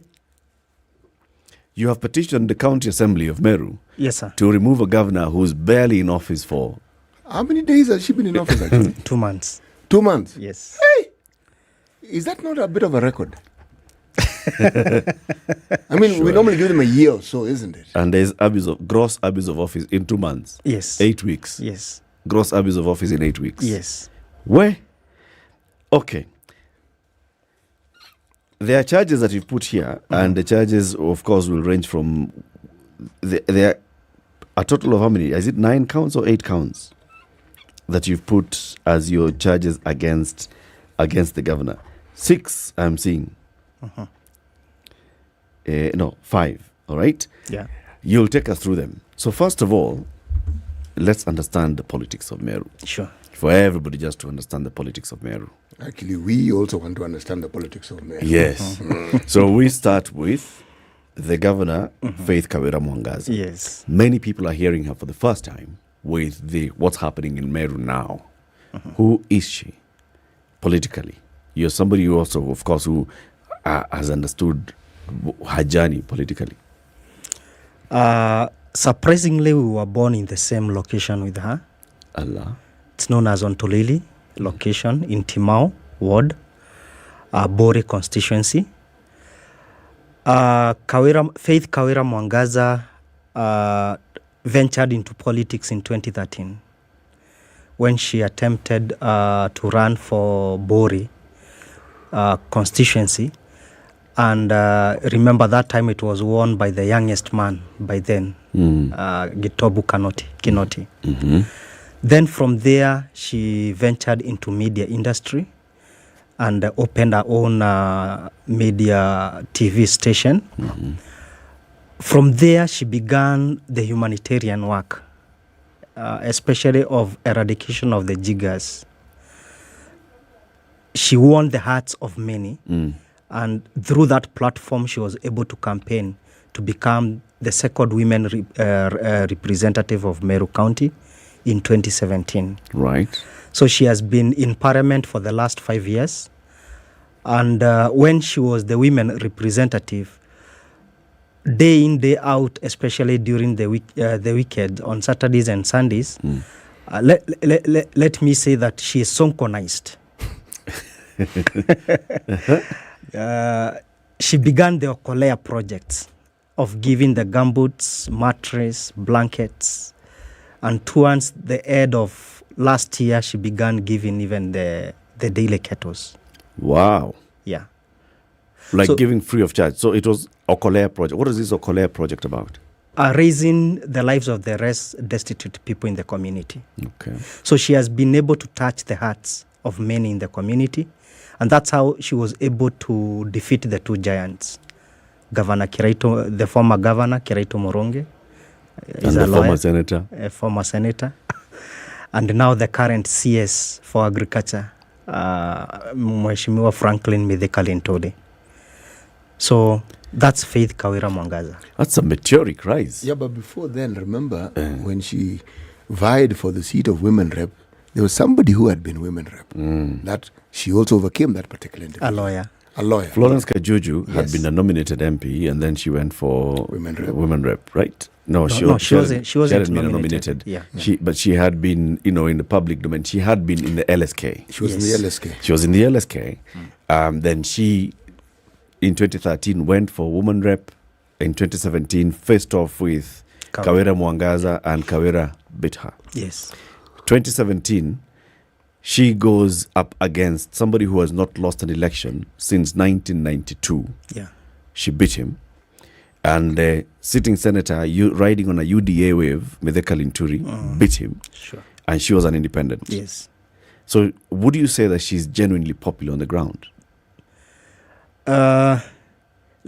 Let me say that she's the darling of the people, because she is able to resonate with the poor, and the majority of the voters in Meru County are not in the urban centers; they're in the villages, right? And that's where she reaches them. When you see the campaign patterns of the rest, mostly they go on the tarmac, but she is able to penetrate to the most remote village. So she has been the darling of the people in the villages, unlike the other politicians. You've said something that I've heard also from other people from Meru. The mention of the word tarmac.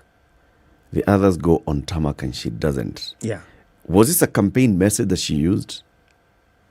I think. How did that come about? Because that mention of tarmac, yes, clearly it features. It features somewhere. I think she saw a loophole. That politics is all about seeing what others are not doing, and you do it differently. And she was able to see that others are only venturing on markets and towns on the tarmac road. Meaning where travel is easier. Yeah. Then she takes the hard route. Hawataki kuchoka. Hawataki kuchoka. Mimi nitachoka sababu yenu. Yes. Wewe. Now, what is it that we are seeing now? Issues again with the county assembly. She seems to have fallen off with the county assembly. What's the genesis of that? The genesis of it, when you look at the politics of Faith Kawira Mwangaza, is that she has been a lone ranger all through. When she campaigned to become the women rep, it was her and the husband. Okay? And when she was the women rep of Meru County, during those rallies and also the Okolea activities she used to venture in, she could not invite even the MCAs in their own localities, in their own wards. She never was, she wasn't even accompanied even by a single member of parliament for the last 5 years. Now, I think she's still absorbed in that nature of being a lone ranger. And she forgets now that she is a governor and she needs to resonate with everyone, despite of political differences. So she has not come out of that cocoon of working alone and working with her husband. That's the major problem. So are you saying that even politically speaking, she doesn't align herself to any of the politicians in Meru? That there's nobody who supports her, that there's no one whom she has worked with? If you listen to her day in, day out, she always says that it's only the husband who has always appreciated what she does politically. So putting Kawila Mwangaza in that nature, she has not been able to accept that now, being the governor, she needs to work with the Speaker of the County Assembly. Being the governor, she needs also to consult the senator. Remember, the senator is there to oversee and also to lobby for resources for the counties. Yes. So she has not been able to absorb them in her own structures. That's the biggest misdoing of Kawira Mwangaza. But Duranera, it's only been 2 months, surely. Even if being 2 months, Eric,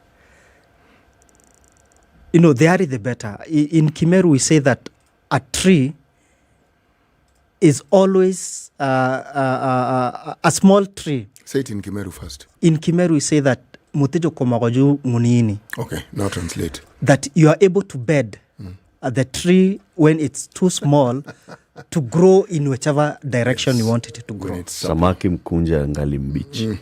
When it's supple. That's it now. So the area she is able to work with the leaders, the better. But if she lets these things escalate and prolong for a long period of time, she'll face it rough. So she's not reached out to the leaders in the county assembly and also the senator and members of parliament and basically even opinion leaders in the county. That's what that's the political accusation. Yes. Now, Duranera Salesio has written to the county assembly, petitioning the county assembly to commence impeachment proceedings against her on several grounds. Yes. What are these grounds that you, as a voter of Meru, has? I mean, you don't need her to consult you. You're not a senator. And it's against somebody who comes from your constituency. Village. Ward. Surely. Huh? Number one, the Constitution gives each and every citizen powers. Article 1, sovereignty of the people. When you come to Article 2, Article 3, every person, every Kenyan citizen is empowered to protect the Constitution. Then, when you come to the process of impeachment, we don't have those powers. No citizen can come up and draft a motion of impeaching the governor. It's the county assembly that It's does. only the county assembly. Right. So we don't have that leeway. But then again, when you go and look at the County Government Acts of number 17 of 2012, section 87 and 88, they are very clear. Any citizen can petition to a county assembly. Right. Okay? So I saw that So there's a door open for you. There is a door open to for get us into the county to assembly. get into the county assembly. Very good. Okay. So that's what I used. That's the door I used. And then again, the standing orders of the county assembly, number 109 and 202. So my petition is there to provoke the MCAs. Gentlemen and ladies in the house, you have a job to do. Okay? Right. I cannot initiate this motion, but through my motion, you can be able to pick something and initiate the process of impeaching the governor. So that's what I did. There are people who, when they heard that there's somebody who's already petitioning for the removal of a governor, the first thing they said, isn't there a time limit? Like, can somebody get into office, get sworn in today and immediately start impeachment proceedings? Is there no time limit in constitution, in law, in statute? There is no time limit. Some people are talking about 18 months or 1 year and a half. And let me say that's a myth. It's a misconception. Because there is a bill that was prepared in 2018. It's called Impeachment Bill 2018. It was never taken all the stages of the Parliament so that it could be assented into law by the President. So we cannot use it as a law. It cannot it cannot start the test of law anywhere. This bill sets those dates and those timelines. It sets the timelines. Okay? So we cannot use it because it's only a bill, it's not a law.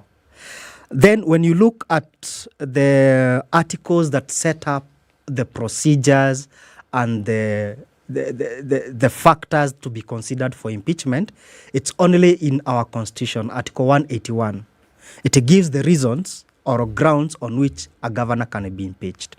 But then again, those grounds and the procedures are expounded in the County Government Act, Section 33. And that's what we used. When you look at them, both, they don't give timelines. And are we going on to a break? No. And so what you're saying is that all these statutes that you refer to give you clarity and direction as to the threshold that you must have if you want to bring about a motion of impeachment. It also tells you in details what it is that comprises what you may refer to as loosely as the misdeeds that could lead to an impeachment. Definitely. Okay, you know where I'm going with this one? Yes. So tell me, given this threshold, what exactly did you say the governor has done that has abrogated the law that should now bring the big wall of impeachment on her head? What has she done? Good. I picked one of the grounds, that is gross misconduct and abuse of office. Okay. From Article 181.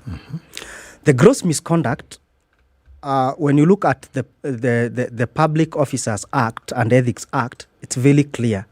A holder of such an office, there is a way that one is supposed to behave. So to carry themselves. Yes, to carry themselves. When you look at her behavior throughout those 2 months, it has been a behavior that is very unbecoming. Let me give an example of one of the grounds I've cited there. On 19th, she was supposed to address the county assembly. Okay. 19th of October. Yes. Now, during that day, county assembly is a house of honor and a house of rules and procedures. And don't forget, she was a member of parliament. She was. For 5 years. So you cannot tell us that she is ignorant of what is supposed. She knows. She knows. But the manner in which she entered the county assembly, being supported and cheered by goons, was not an honorable way. Okay. That's a gross misconduct. Wait. It wasn't. How did she enter the county assembly? The rules and the procedures according to the standing orders of Meru County Assembly, when a governor or a senator is going to address the county assembly, okay, the first thing you do, you must report in the office of the speaker. Okay. It's laid down procedure. Yes, it's a laid down procedure. And then again, you are received by 3 county assembly officials, the speaker, majority leader, and the minority leader. Okay. Then from there, you are ushered into the chambers. Okay? The procession. So when she came, she never reported to the speaker's office. She went straight to the chambers in the company of the goons. Hold. Now, these individuals referred to as goons. How does one qualify? If I want to be a goon, how do you dress? Yeah, what do I do? It's not the dressing. It's the manner in which they came. Hurling insults to the MCAs. That's hooliganism. That's an honorable house. Okay. You don't just enter the way you want. How is it on her if people choose to accompany, if people choose to walk behind her or drive behind her as she's going? Everybody knows she's a popularly elected leader. Speaker is going to the county assembly. Meru is not big. Office of governor, county assembly. The governor is going to the county assembly. So, and Eric, people are lining the road and the streets to the county assembly. So Eric, I get you. You're saying Meru is only far, but it's not big. It's big, but not that big. People can line up the streets and cheer their governor as she goes to address the county assembly, and then they move. Now, is she supposed to say, it happens, no, stop. It happens with politicians. The procedures, even in the National Assembly, is that you first of all report at the gate, you're registered, Okay, then you're given the visitors tag. This and is then now for the public. And yeah, for the public. And then and you this go is to the enforced gallery. by who? By the president or by the police? Excuse? In the National Assembly, when we see Ruto going to address, Yes. who enforces all those things? Is it the president himself or is it the police? The sergeant at arms. The sergeant at arms? Yes, sir. Of the assembly? Of the assembly. And the police officers? Yes. Not the president? Not the president. So in this case, Kawira Mwangaza has no role of enforcing those things that you're talking about? But she's the one who came with them. You know what we're trying to say here. on foot, by the way. Yes. She came on foot. She walked. She walked. You know what we are saying? Yes. You are saying she came with them. As we are saying, they came with her. Yes. Yes. That's the difference. There's a difference. Anyway, many more grounds. Let's continue this conversation after we take a quick break. Thuranira Celesio is known as the Omtata of Meru. He's a private human rights defender. He says he's been doing this work of ensuring that human rights are observed across the country since 2015. He is a man who's petitioned the County Assembly of Meru to commence impeachment proceedings against their governor, Kawira Mwangaza, who's been in office for 2 months. The Kenya Mortgage Refinance Company. Have you heard of that, Bwana Omtata? Not yet. The Kenya Mortgage Refinance Company is brilliant concept, enacted in law, forming a Kenya Mortgage Refinance Company to help people be able to own homes. So if you run a business or you're employed or you're privately employed, whatever, you have an income that is below 150,000 shillings and you bank with big commercial banks or into the big circles, you can go into any of those circles, any of those banks and say, I'd like to own a home. And they started off with Nairobi and they're branching off across the country. For example, in Nairobi and within the Nairobi environs, for a home that is below 6 million shillings, you walk into a bank, you present your income statement, not necessarily a pay slip, maybe even as a business or as a chama, present your income statement and you say, I'd like the deal by KMRC. Wow. They give you a home loan for up to 25 years. All right? Yeah. That's stretching even beyond what the banks are giving in terms of mortgage tenure, up to 25 years. And the sweetest part is interest rate is below 10%. And it is fixed. If you take it at 8%, it's going to be 8% for the entirety of the tenure. Wow. So you just go into them and say, nataka ile deal ya KMRC. Because KMRC is saying, rent yako, keja yako. Pay rent. How about you just pay that rent as you are buying that home? It's actually an interesting arrangement so that when you look at rental income and what did you pay, imagine that total amount over the years you've been paying it. It went towards buying a house. You'd actually own that house. It's a good deal. It is a good deal. Yeah. Let's take a break. 27 minutes to 8.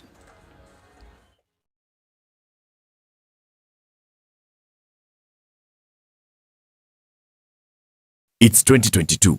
My friend, bado unalipa rent? It's time to say goodbye to your landlord and say hello to your own home, courtesy of the Kenya Mortgage Refinance Company. Hapa KMRC tumeiweka simple sana. You can now own a home through our affordable home loans at fixed, less than 10% interest rate and for a longer repayment period of up to 25 years. Tumepartner with your local banks and SACCOs for this. Unangoja nini? KMRC inakusort na dream home yako. Kulipia nyumba yako ni kama tu kulipa rent. Visit www.kmrc.co.ke to see the participating banks and circles na uanze maisha yako in your own keja. Jijenge na KMRC. Rent yako, keja yako. Kenya Mortgage Refinance Company is regulated by the Central Bank of Kenya. We know it is cold, but Cold Stone Creamery has hot deals for you. This month, enjoy cups of rich and creamy ice cream, delicious ice cream cakes, and fresh oven-baked cakes at amazing prices. Visit any of our stores in Nairobi or Mombasa and indulge in your favorite treats. Cold Stone Creamery, the ultimate ice cream experience.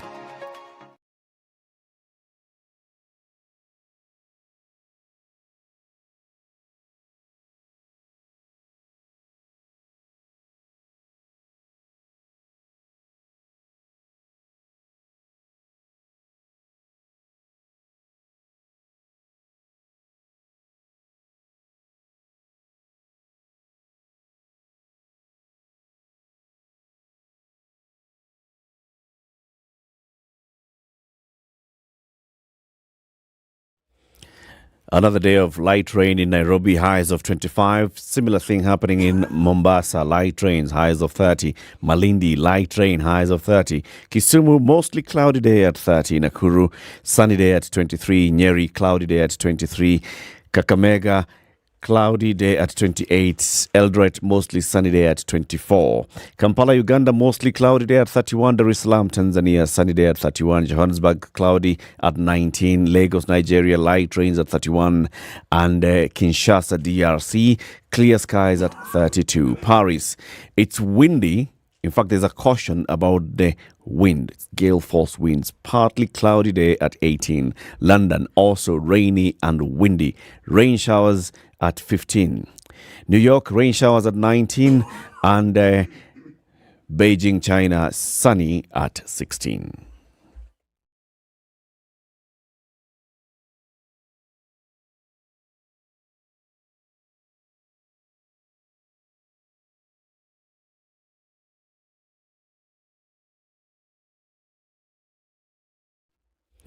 Yep, the situation on Thika Superhighway is not looking good at all. You know what happens when that traffic stretches all the way beyond Survey, beyond the Outer Ring Junction, and goes all the way into almost to Tusker Village. That is bad, but coming towards town. Kiambu Road as well, it's busy as you approach Kenya Pipeline region into Muthaiga, into the junction. But the situation, as always, it clears up as you get into Murang'a Road and the branching off into Murang'a Road and Wangari Maathai Road. Then it also builds up again at Ngara, heading towards Globeston and Roundabout.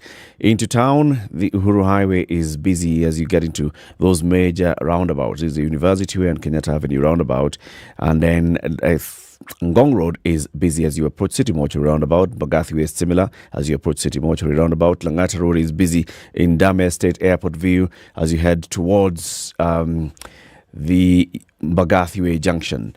Mombasa Road, not bad at all. Its situation is not looking so bad at either sets areas. The only part that has a bit of some traffic is Mlolongo as you head in towards town. If there's any major incident that you think we ought to alert everybody else about, please let us know at SpiceFM KE on Twitter.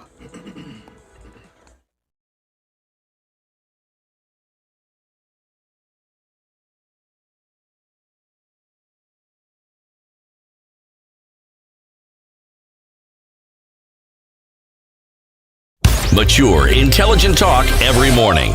Spice up yourself.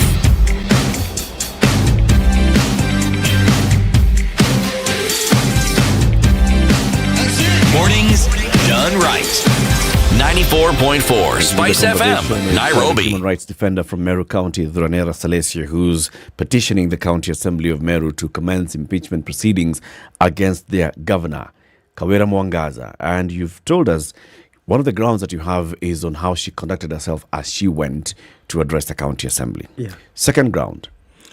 Second ground of gross misconduct. It was, I can't remember the date, but she had gone to a ward known as Akithe Ward. Mm-hmm. Akithe Ward is ward represented by the minority leader in the County Assembly, Honorable Mwenda Idhali. Mm-hmm. And during that public meeting, she had gone to give relief food, to issue relief food. Mm. She was forcing the minority leader to apologize in public because of the way they walked out on 19th. So 19th October is when she was supposed to address the County Assembly. Yes. On the 24th of October, she goes to Akithe Ward in Tigania West constituency. Yes. And you're saying she was going to give relief food. Sure. And the MCA, the area MCA was present at this particular meeting. Yeah. And so she stands up and speaks and she says, you must come and apologize. Here, mbele ya watu. Mbele ya watu. Mm-hmm. Yes, I apologize for having walked out of the assembly. Okay. And then again, when the MCA, anyway, he humbly stood up, went to the podium and picked the mic. And in the process, he said he can't apologize. He has nothing to apologize and then for. she went ahead and snatched the microphone from him. Then told him, go and sit down and go back in the county assembly, continue making noise. Does it go well? I don't know. Does it augur well, that With what? act? With what? It's This is public decorum. Yeah. Is it a gross abuse of office? No. It's not an abuse of office. What is it? What is it? Gross misconduct. Is it gross misconduct? Yeah. Then again, from there, she goes in another word. In the absence of the MCA, she had picked those who lost the seat. And then declares in public, now since your MCA doesn't want to work with me, I'll work with these ones. She appoints them. Contrary to the constitution. What does she appoint them as? As the area MCAs. But her MCAs are not appointed. That's what she What said. you're saying is her declaration amounted to an appointment. An appointment. But it wasn't really an appointment, was it? She made a public declaration. So she stood in public and said, now that your MCA is not willing to work with me, I'm going to work with these others. I'm going to work with these ones. Report to them Kwanzia on all matters of Howard development. Yes. Report to them on matters of development. Report to them on any need you need in this ward. What did the crowd say? They are my eyes. The crowd, since the people are hungry, the situation which is there, and they want that food. And she does these things before issuing out the food. So they will just cheer her up, Another because incident? they want the food. Okay? So to me, that's gross misconduct. So this is all gross misconduct. Yeah. How you're interpreting it. Yes. Like, the way she's behaving is not in a manner that brings decorum to the office. And honor to and the honor office that to she that holds. yeah, definitely. And you're saying this is according to the Public Officer Ethics Act. Definitely. All right. Then when we come to a few issues on abuse of office, she went and appointed the manager of Meru County Revenue Board. Contrary to Meru Revenue Board Act 2014, Section 6. It's very clear. Any appointment of a member to that board must be a competitive process, which means the Meru County Public Service Board must advertise the position, receive the applications, shortlist, do the interview, and then the person with the highest score forward the name to the governor for appointment, and then the governor must forward that name to the county assembly for vetting and approval. That process was ignored. So what did she do?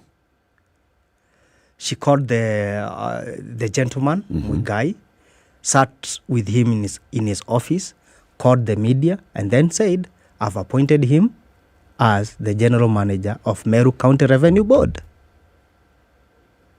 Okay. She flouted the law. Did she subsequently forward the name to the county assembly? She never did that. And the gentleman is still in office signing documents. Is there anything that shows that the Meru County Public Service Board has gone through a process of recruitment of a general manager for the Revenue Board? Nothing. Has the board protested? Because the mandate is squarely theirs. The board hasn't yet done that. But first of all, does the board exist? It's there. It's there. Yeah, it's there. Fully constituted. Fully constituted. Okay. How is an appointment effected? Is it effected by gazettement or by announcement? According to the Act, the only effect is after the county assembly does the vetting to the nominee, and then a report is tabled in the county assembly, and then the members approve. That approval, it's the only one that gives the governor the mandate to issue an appointment letter to the nominee. So is there anything like a gazettement of that appointment? No. It's just an appointment letter? Appointment letter on the basis of the approval of the county assembly. So if the county assembly approves, yes, but the governor does not issue an appointment letter, is that person appointed? No. So the appointment letter must be there. Must be there. Must be there. Do you know whether this person has an appointment letter? The only appointment this person has that I'm aware of, he is a civil servant.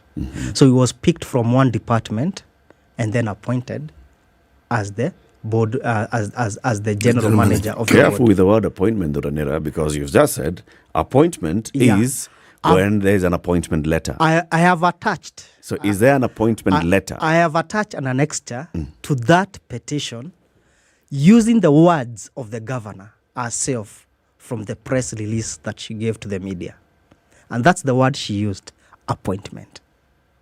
And yet she doesn't have the power on the mandate to actually appoint. Yes, without the approval of the county assembly. Okay. You know that approval and appointment is at the tail end. Yes. Yes, because it starts, first of all... it starts with the nomination. Yes, and then it starts with... there's a whole process that somehow was left aside and will come to the tail end. Yes. Then the other thing of the abuse of office is the nomination of the county secretary, one Mr. Rufus Miriti. Still again, the County Government Act, Section 44, is very clear. Appointment of such a person to such an office must be a competitive process again. Okay? That process was ignored, and it was not vetted by the County Assembly. There is such a case in Laikipia County. She may argue that Mr. Miriti was formerly in the previous government. Today, in what capacity was he in the previous government? County secretary. He was county secretary Yes. in the government of Kiraito Moronge. Of Kiraito Moronge. Okay. Currently, the governor of Laikipia is facing a petition in court, and it has stopped the process of appointing his nominee to the office of the county secretary. And what is his case? His case is similar to the one of Kawira Mwangaza. What are the similarities? The similarities is that his nominee was in the previous government of Derito Moreithi, and then Irongo went and appointed him directly without undergoing that Fresh process. vetting. You know, this one I have to ask. So there is a term limit for such officers, isn't it? Definitely, 5 years. Yes. So the 5 years had come to an end. Definitely. I see. So there should be fresh vetting. Fresh vetting. Okay. So these positions don't just roll over. No. Let's say you are governor and you appoint me. Yeah. And you're appointed again. So I have to go through that process again. I don't just roll over because I worked with you. You don't. It's very difficult. There was that the discussion. And then again, I've not cut you short. Yes. During the vetting of Rufus Miriti, when he was appointed by Governor Kiraito Moronge, I wrote a memorandum to the Appointments Committee of the County Assembly, because Kiraito Moronge did the same mistake. Although he was not in the previous government, that position was never advertised. He was never interviewed. He was never shortlisted. But he was just his name was merely presented by Governor Kiraito Moronge for a vetting to the County Assembly. So and the County Assembly ignored. He was headhunted. Yes, ignored my memorandum. I wanted to go to court, but the shortfall of me going to court is that I wrote a memorandum without an affidavit. That's the mistake I made. Right. So it could not hold water in court. But you have learned since. Yes. So you now make sure that you append and attach everything that is necessary. Good. Definitely. If you look at the previous impeachment cases that we've had against governors, look at all of them. Yeah. The ones that have flopped at the county assembly, the ones that have proceeded to the Senate and flopped at the Senate, the ones that have even succeeded at the Senate. Yeah. Some even have gone to court and flopped at the court. Look at the grounds that have been presented and the threshold. Yeah. And compare with this objectively. Do you think this grounds would meet that threshold? 100%. Why does an elected governor who is and she has the whole battalion of lawyers to advise her. Okay, overlook these small things in law. What I hear you to be saying, and correct me if I'm wrong. Yeah. Remember earlier on when we said, why these 2 months? And you said, there's this particular saying in Kimeru, when a tree is still supple, that's when you can bend it. So are you saying that what you are seeing are indicative of a larger problem if it is allowed to go unchecked? Meaning, if, this is me saying, that I understand you to be saying that, so if the governor seems to be abrogating these small details, what else could she do in the future that could be harmful? A lot of things. Like what? A lot of things could be harmful. For example, yes. Currently, I'm in court. I have a petition, although we'll not discuss the details of the petition. Since it's in court. Since it is in court. Yes. From 11th to 17th of last month, this year, they were carrying out the exercise of public participation on CIDP, County Integrated Development Plan. Yes. And a lot of laws were floated in the process. So we are in court to contest that.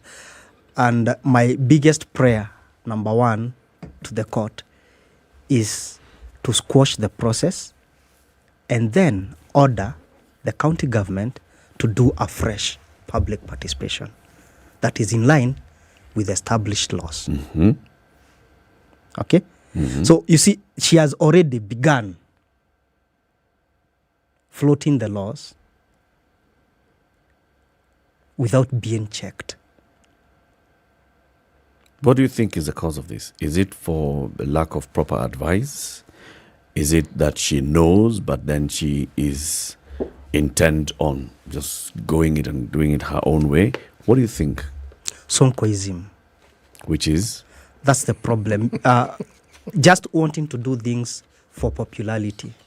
Populism. That's the biggest problem of all the undoing of our governor, Kawira Mwangaza. Not unless she stops that and begin behaving like an administrator, like a governor, and heed the advices of the battalion of the lawyers that she has. They're also tired. We share and compare notes with them. They're also tired. Because one day she is given an advice, but she goes and does contrary to what she was advised. Yes. What do the people think? Not the elite. Yeah. Not the Thurandiras and the lawyers and those others. What do the masses think? She's right. Do they think that she's actually moving things? Because this bureaucracy has been slowing things down, but here's a governor who gets here, here's the issue, moves. For us, for the masses, they think that she is right. Because for her, she only wants to win the hearts of the masses. And the heart of the these masses are ignorant of what is supposed to be done. Do you think it points a case to a review of the laws and the procedures set? Maybe the people are basically saying, the laws as they are currently written, they are an impediment to development. They don't serve our interests. They're not serving our interests. And maybe if the people are saying this, then it's upon now people in the county assembly to actually look and see how they can make the law work for the people. Because the governor is leading the way. Let me say that you are correct in what you are saying. And there are two laws that I'm drafting some petitions to the county assembly for amendment. One, that is for Public Participation Act of 2016. It needs to be needs to be amended to align with the situations of the time. The other one is the Meru County Alcoholic and Drinks Act, still again I think of 2014, because there is always misuse of money. I've realized there is misuse of funds because the revenue collected by the board is never submitted according to the act, should not be submitted to the general account of the county. And which board? The liquor licensing board. The liquor and licensing board. And that money is used by the board the way they wish. So there is a lot of misuse of public resources. Unchecked. And unchecked. So, and the public is not aware of that. So I'm drafting 2 petitions to urge the County Assembly to amend those 2 laws. There's something I have to ask you. Yeah. This job that you do isn't really a popularity contest. When you speak about the law and you want to adhere to it, you will rub some people the wrong way. Definitely. Do you have people who actually support you and encourage you and work with you? And do you have people who are not particularly happy with you? Yeah, there are those who are not happy with me, the political class. There are those who are happy with me, those who would wish to see that things are done the right way. And I'm pleased with some organizations like Article 19. There is an organization known as Article 19. From tomorrow, they are taking me for training for 3 days. I'm also happy to state that I also enjoy support of the African Human Rights Defenders Academy. Next month, God willing, I'll be in Rwanda for 2 weeks training on the same. So I usually get support from various organizations that really stand for human rights. When it comes to those people that I hurt and rub my shoulders in ensuring that things are done the right way, let me say majorly it's the political class. There are instances I've been arrested. There are instances that my family also gets harassed.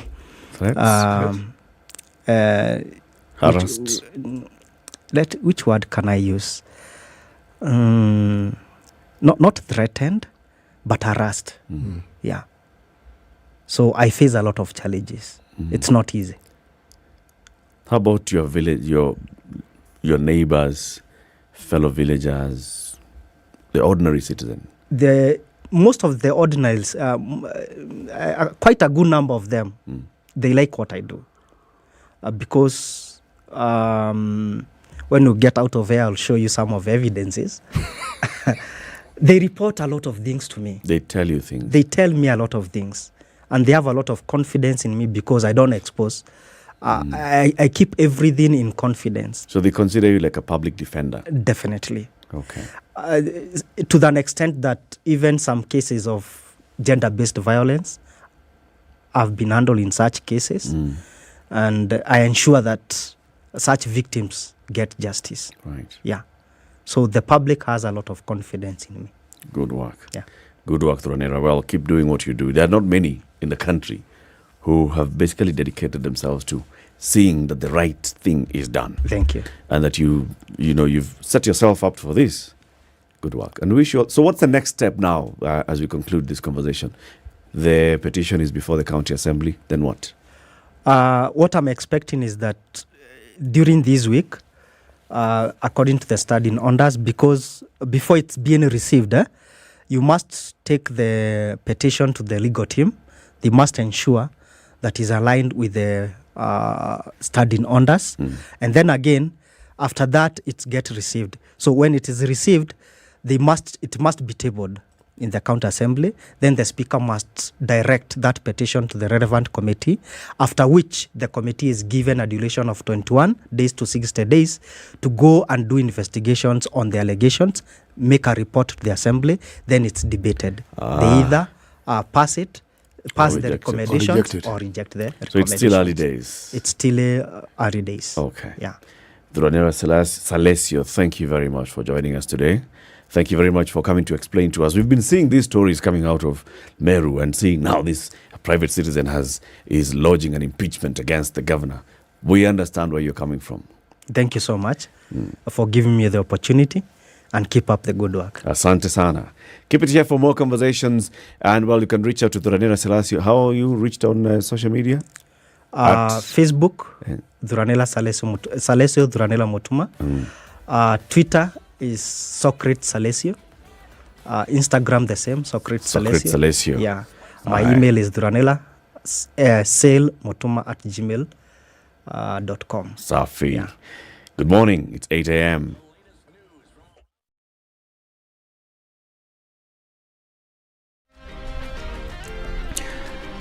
Good morning, this is Newswire. I'm Dennis Aseto. President William Ruto has directed the Independent Policing Oversight Authority to provide the Ministry of Interior with a detailed strategy for how to bring extrajudicial killings in the country to an end. Speaking at State House, Nairobi, the head of state said his government is committed to weeding out the vice conclusively. His directive came in the backdrop of another directive he issued, where he commanded that investigations commence into incidences where police officers have been accused of extrajudicial killings. IPOA, however, raised concern with the probe, demanding the Internal Affairs Unit of the National Police Service to stop investigations into alleged extrajudicial killings by the now defunct Special Service Unit. Now, the new Cabinet Secretary for Defence, Ednah, has promised to look after the welfare of the Kenya Defence Forces soldiers. CS Duale said that he will ensure that the government increases more resources to KDF in order to maintain its high standards. In his maiden speech, the new Defence CS also promised to work with other security organs to protect the country and willing to work with regional allies in the maintenance of global peace and security. Following will be my main focus of areas. My commitment towards continuous KDF modernization and force readiness that guarantees the territorial integrity of our borders from external threats and challenges. And as a CS defense, I believe our force who are involved in military operations within our country and in peacekeeping missions must be equipped with the necessary and adequate fighting tools and materials to enable them achieve their mission effectively. I will participate with the leadership of KDF in the full implementation of our national security policy for the Republic of Kenya 2021-2030 in order to maintain our status as an anchor nation in this region. And Public Service, Gender and Affirmative Action Cabinet Secretary Aisha Jumwa has said that there is need to review upwards the salaries for public servants to help them deal with the current economic challenges. Speaking when she toured the Huduma Center headquarters to assess services, Jumwa noted that most public servants are demoralized due to their meager earnings amid the harsh economic times, adding that she will initiate talks to have their pay raised.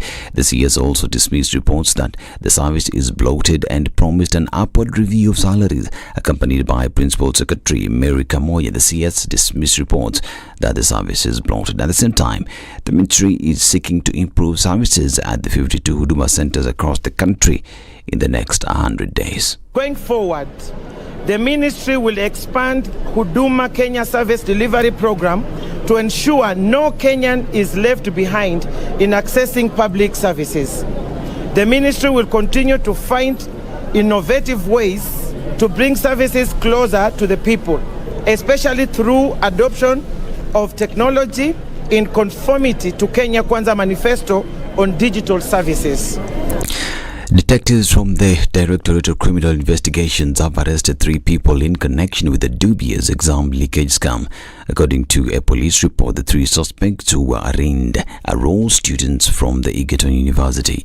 Detectives said the 3 faced charges of obtaining millions of shillings from parents and KCSE candidates via Telegram forums in the pretext that they would sell them examination materials for the forthcoming national examinations. The syndicate's mastermind, Kelvin Anunda Mogaka, a 4th-year Bachelor of Science education student, was, according to reports, lured into a trap by the detectives and led them to his house in Njoro, Nakuru County.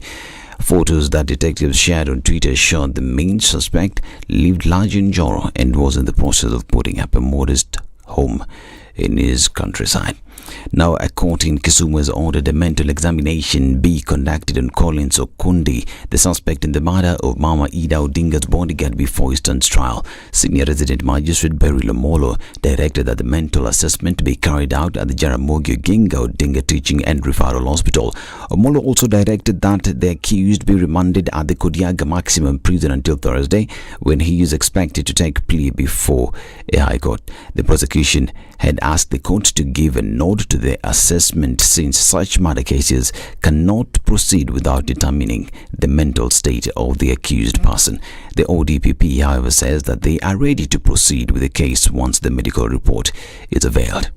And Somalia's president has issued an urgent appeal for international help for wounded victims of devastating car bombings at the weekend that claimed the lives of over 100 people. Bulldozers are still clearing blast site at the capital Mogadishu in the hunt for bodies feared trapped under the rubble. I'm Dennis Aseta. Good morning.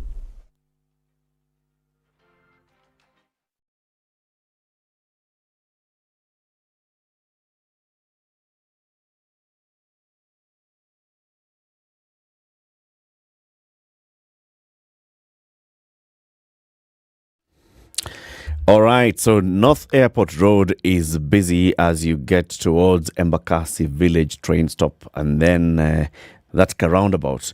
So you join the Eastern Bypass.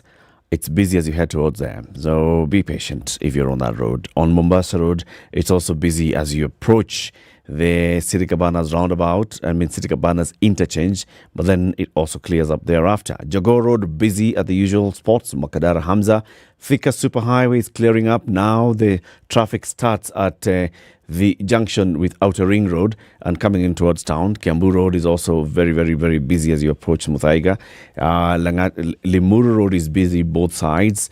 Ngara is busy as you head towards town. The Museum Hill interchange is busy. Ngong Road is busy as you go towards the lights at the City Mortuary roundabout. Langata Road is busy as you approach the new interchange into Mbagathi Way. If there's any major incident that we need to talk about, we are right there, peak traffic hour, but if there's anything major, let us know at SpiceFM KE. Tag us on Twitter.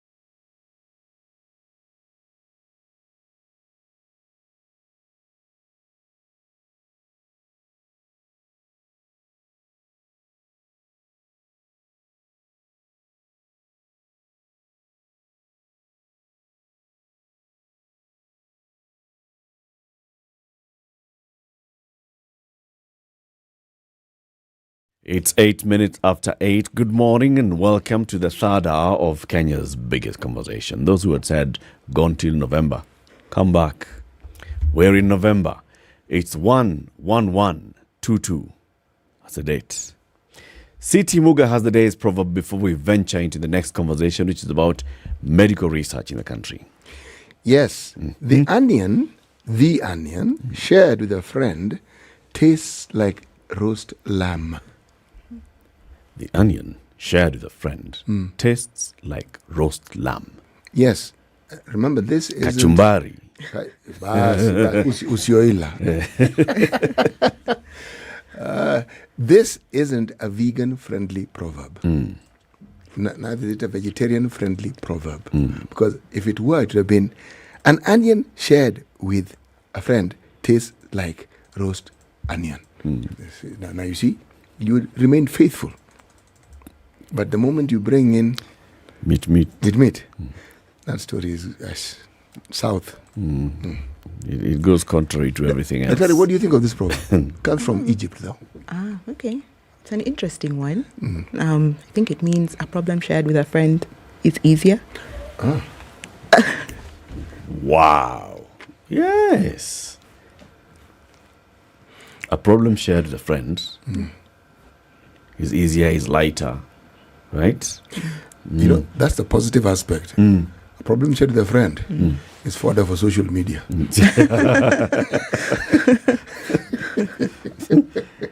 Na watu wanaumia huku nje.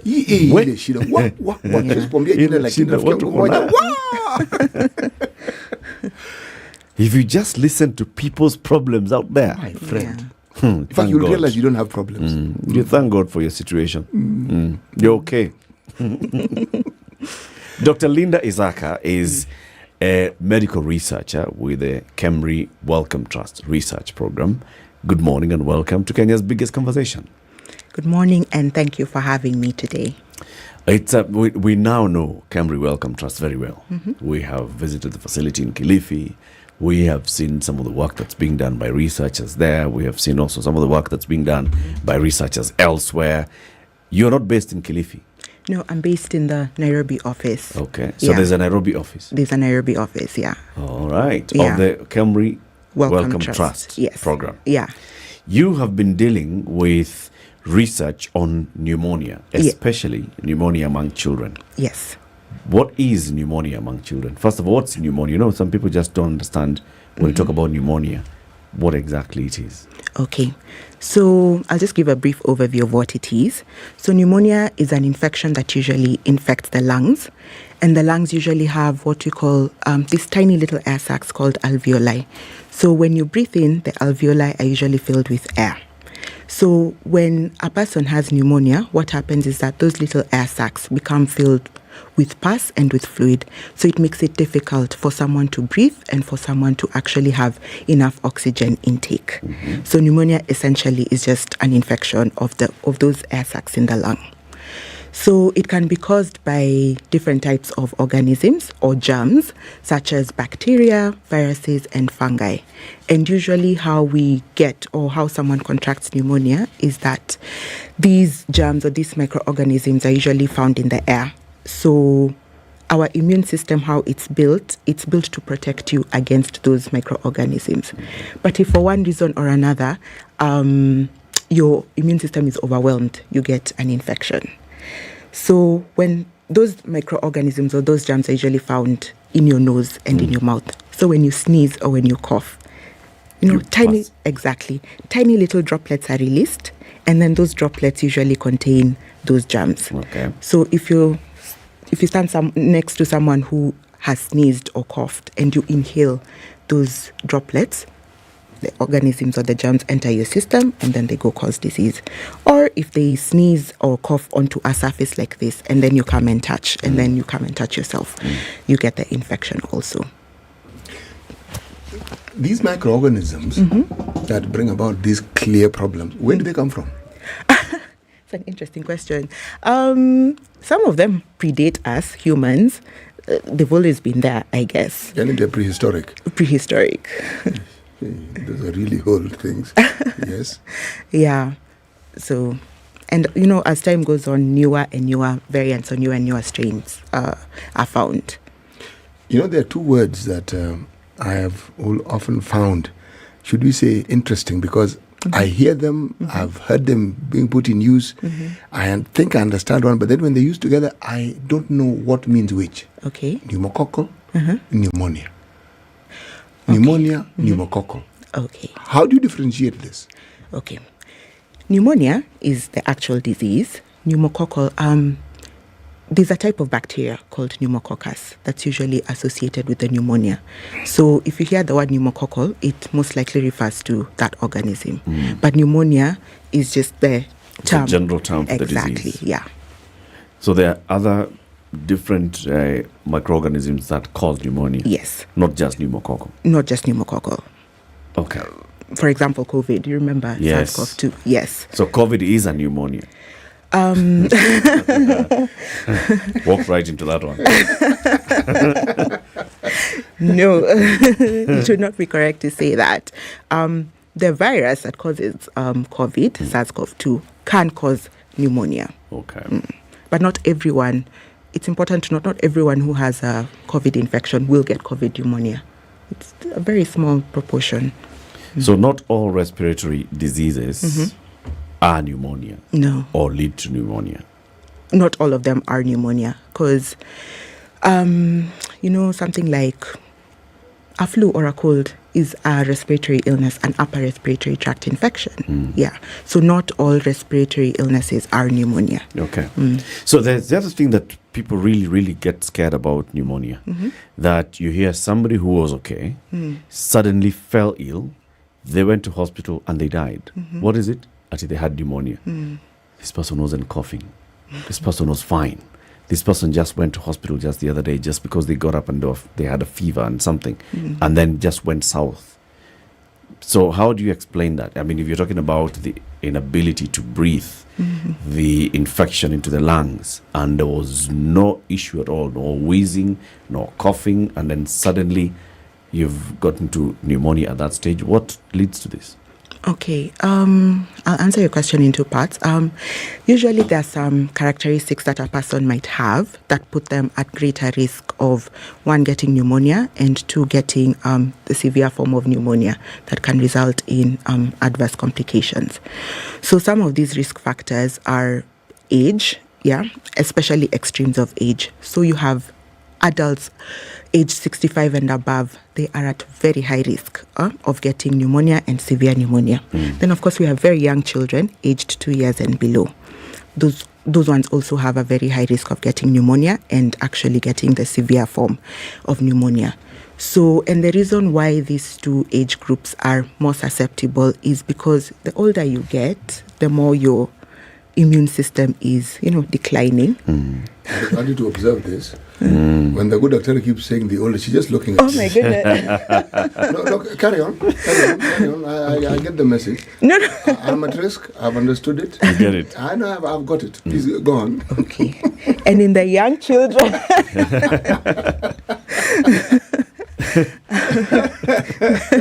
the immune system is not as strong, for example, as all of us. In the room. In the room. Yeah, so pneumonia can be life-threatening in these two extremes of age. And of course, there are some conditions that someone might have that predispose them to getting serious infection.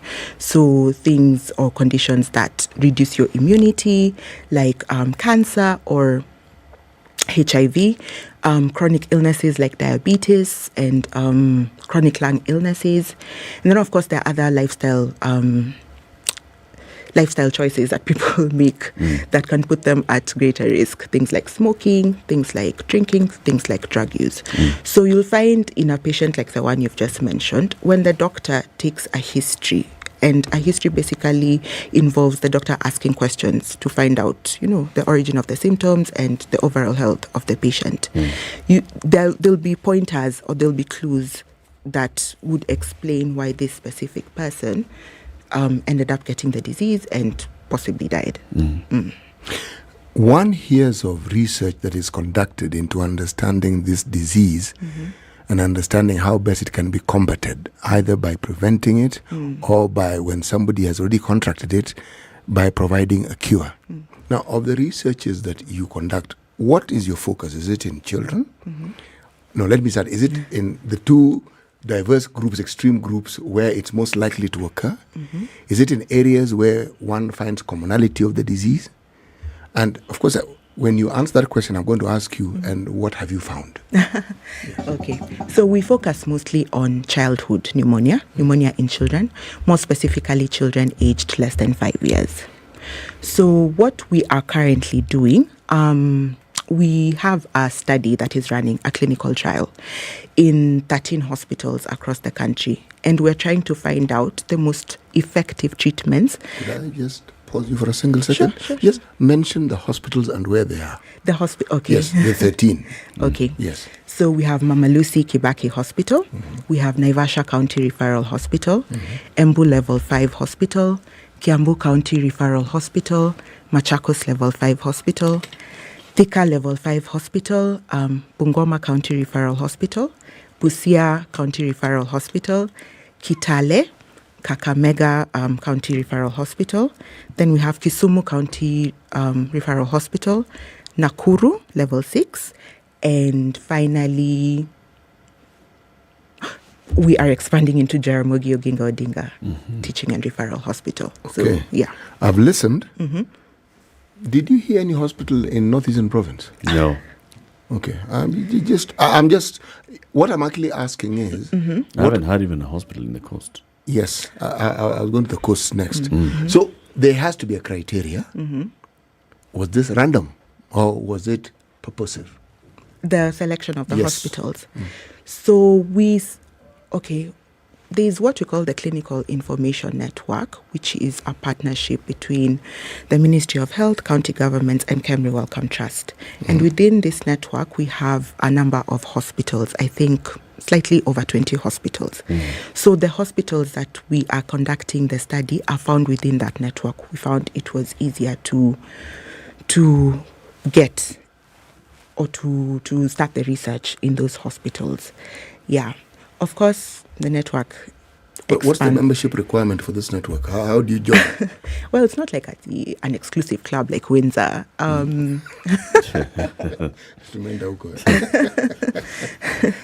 Yeah, but I'm sure there's a colleague of mine who will come and explain more how the hospitals how this network works, and how hospitals joined. Yes. And please carry on. Okay. So where was I? Oh yeah. So we are currently carrying out a study in these hospitals to try and test and find out which antibiotics are most effective for treating these children with severe pneumonia. You find that I don't know if you've seen this or if you've read this. Pneumonia is actually the number one cause of death, infectious related deaths in children. It accounts for about 14% of all deaths in children aged below 5. So every year, about 800,000 children die. That translates to 100 children per hour. Wow. So by the time we're done with this, 100 children would have died. In Kenya alone? Not in worldwide. Worldwide, yeah, okay. Yeah. So we're trying to find out which treatments would be effective to try and reduce that rate of death or that mortality. Now, when you talk about this is a clinical trial. Yes. Okay. Are you able to talk about the drugs that you're testing? Sure. Because if it's a clinical trial, there must be drugs that have been used before. And we would like to know what is it about these drugs that you want to find that previously was not known. Yes. Okay. So the drugs that we are testing are what you call the current standard of care. So they're usually guidelines that are released that guide clinicians and healthcare workers on which treatments to use. For pneumonia right now, the current standard of care is an antibiotic known as benzyl penicillin plus gentamicin. So in our clinical trial, we are going to compare benzyl penicillin plus gentamicin with another commonly used injectable antibiotic called ceftriaxone and another one called amoxicillin clavulanic acid, or amoxiclav in short. So, you see, these guidelines have been in place for a very long time, for almost 30 years. And you know, how pneumonia has advanced. We've had introduction of vaccines that have tackled the two main bacteria that cause bacterial pneumonia in children, and the introduction of these vaccines has resulted in, you know, a significant decrease in the pneumonia that's attributed to these two organisms. But even despite that, the mortality still remains high. There are so many children dying. So we have to ask ourselves, what is causing these children to die? We've given them the vaccine that you know protects them against the two most common organisms that were causing pneumonia. They're still dying. So is it the treatment that we're giving them? Yeah. Is it? Do we have other causes of this pneumonia that we don't know? And our study actually aims to find out that. Are you looking at the dosage as well? Sorry? Are you looking at the dosage? No, we're maintaining the dosages as they currently are. Yeah, what we're just looking at is the effectiveness of the drugs. Yeah. And one important thing to note is that this is the first study of its kind that is comparing different injectable antibiotic treatments for these children with severe pneumonia that we know of in the entire world. So, yeah. It's the first of its kind. There have been other studies. There have been other studies, but none as large. Yes, not none that are comparing the injectable antibiotics like this, and none as large as this. There's a vaccine. There's a vaccine, yes. It's a pneumococcal vaccine. Yes. Are you then not saying that this vaccine isn't quite doing what it's supposed to do? No, the vaccine has done what it's supposed to do. Then why is it that these cases don't seem to drop? Is it that the vaccine isn't widely enough received or widely enough applied, widely enough used? What is it? Because if a vaccine exists and it's effective, then this story ought to have a different twist to it than the current one. Okay. Remember, we said that pneumonia can be caused by bacteria and viruses. So the vaccines that were introduced, actually two, and they protect against the two main causes of bacterial pneumonia in children. What was determined to be the two main causes of bacterial pneumonia in children? And sorry, allow me to be a bit technical. The two bacteria were Streptococcus pneumonia and another one called Haemophilus influenzae. So when they were introduced, there was actually a study that was done that compared, the rates of pneumonia just before the vaccine was introduced and just after it was introduced. And we saw that the pneumonia attributed to the strains that are covered by the vaccine of these two bacteria reduced.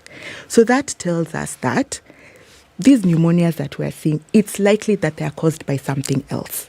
Another type of organism, most likely viral in origin. Yes, not the bacteria as we previously thought. So not bacterial, but viral. Likely viral, exactly. So what would you need to establish this for a fact? Great. That's a very good question. So what we do is we test. We do what we call, or in our study we'll be doing what we call a nasopharyngeal swab. Remember during COVID, Just explain that thing that was entering your nose. That very invasive thing that goes through your nose up to your brain. Makes you tear. Okay, not really up to your brain, but it was... People are seeing dim after that things. Please go on. Yeah, so we'll be taking a nasopharyngeal swab and now processing it in the lab to try and look now for which organisms that are causing the pneumonia in these children. Research by its nature seeks to respond to questions that have previously not been well answered. Okay? Now, what is it that this study in all these sites, what is it that you're hoping to determine? What question are you seeking to answer?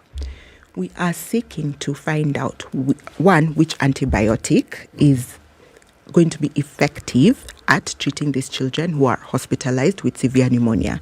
So we'll compare the three of them to find out which one is the most effective. Then over and above that, we also want to find out, children who are very sick have what we call increased caloric demand, and we have to... And what is that, increased caloric demand? They require more energy than usual, and we get our energy. They require more calories, exactly, to be able to have the energy to do the things they need to do. Exactly, okay. And also to fight the disease, in quotes. So usually, how we supplement this energy is we either feed them through a tube that is put through the nose, or we give them fluids through a vein. So we'll also be comparing between those two, which one is more effective in providing supportive care, nutritional supportive care to these children. Then another one is to now find out what exactly is causing this pneumonia, which viruses. We know that it's likely to be a virus or viral in origin. So which specific viruses will be causing that? Well, I think after we take a break, you'll tell us why we should care. Okay. Okay? Yeah. You people are doing your thing, nasopharyngeal, whatever, looking at injectables and what, and looking at microorganisms. And what did you call them? What did you call it? The pneumococcal and all the others. Those ones. Yeah. All those things that you're doing. Why should we care? Right? Yeah. Dr. Linda Isaka is a medical researcher at the Kenya Medical Research Institute, KEMRI Wellcome Trust Research Program. She is based here in Nairobi, and they're doing a lot of work on researching on childhood pneumonia. In fact, they're conducting a first of its kind research in the world on causes of this severe pneumonia in children under 5. And you're saying it's first of its kind in the way you're doing it. In the interventions we are. In the interventions that you are comparing. Yeah. First of its kind. These things happen in Kenya. First of their kind. Only in Kenya. Yeah. Dr. Linda Isaka, first of her name. Made in Kenya. TheRoom.com. Have you followed The Room at The Room Global? Please do that. Go to Twitter at The Room Global, follow them, and go to TheRoom.com and find out what exactly that they have to offer. They train, and then they vet, and then they put people in a room and they say, these are the best tech talent in the world. Google was celebrating 15 years in Kenya the other day and was saying, you know what, we are actually coming into Kenya big and we are looking for the best tech talent. Do you think that you're among those who are considered the best tech talent? You ought to be in the room. You think you're looking for the best tech talent that will not be gobbled up by Google? Well, go to the room and pick them. You'll find them there. 8:30. Let's take a quick break. We'll be back shortly. Good morning.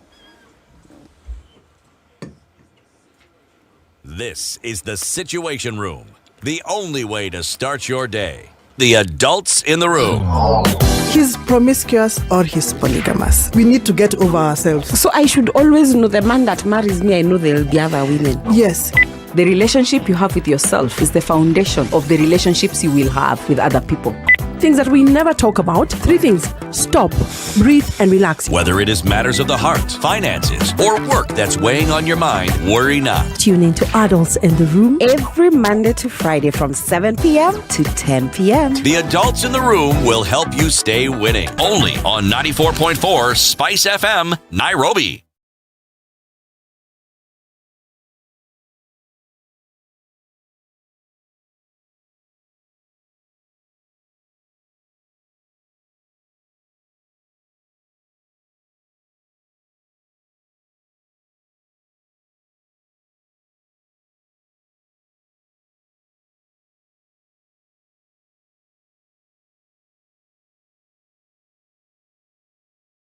So let me tell you how the weather is going to look like in Nairobi today. Today, light rains in Nairobi, highs of 25. Mombasa, light rains, highs of 30. Malindi, light rain, highs of 30 as well. Kisumu, sunny day at 30. Nyeri, cloudy day at 23. Nakuru, sunny day at 23. Kakamega, sunny day at 28. Eldoret, mostly sunny day at 24. Dar es Salaam, sunny at 31. Kampala, partly sunny at 30. Kinshasa, sunny at 32. Where is Lagos, Nigeria? Yes, here it is. Partly cloudy at 31. Beijing, China, sunny at 16. Johannesburg, South Africa, mostly cloudy day at 19. London, it's windy. Rain showers at 15. Paris, windy, cloudy at 18. And New York, waking up to a cloudy day at 19.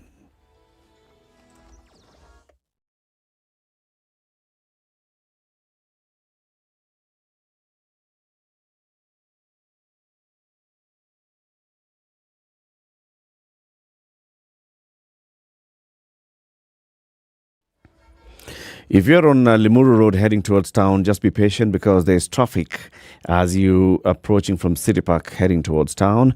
Then Wangari Maathai Road onto the Nairobi Expressway, onto Uhuru Highway and onto Wayaki Way. Busy, busy, busy. Thika Superhighway, you know the thing. It starts all the way from Mathare coming towards town, and Kiambu Road stretches all the way to the Kenya Pipeline Estate coming towards town. Landis Road is busy as you enter town. The other roads are busy as you enter town. Ngara Muranga Road is busy as you approach the Globe Cinema roundabout. Ngong Road is busy as you approach the City Mortuary roundabout. So is Mbagathi Way as you approach City Mortuary roundabout. Mbagathi Way is also busy as you exit Langata Road onto Mbagathi Way. Langata Road onto Aerodrome Road is busy. Mombasa Road heading towards town, not so bad. There was an issue on North Airport Road. It's still tailing back all the way. And as you join the Eastern Bypass, just be patient. If there's a major incident that you think we ought to know about, please tag us on Twitter at SpiceFMKE.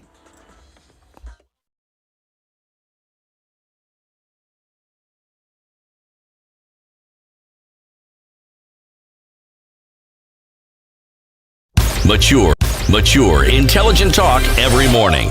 Spice up yourself.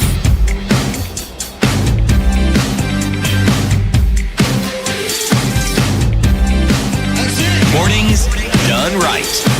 94.4 Spice FM. 26 minutes to 9. Eric Latif, C.T. Muga, and Dr. Linda Isaka, researcher at Kemri Wellcome Trust, who's involved in some research on childhood pneumonia in Kenya and beyond. So, Dr.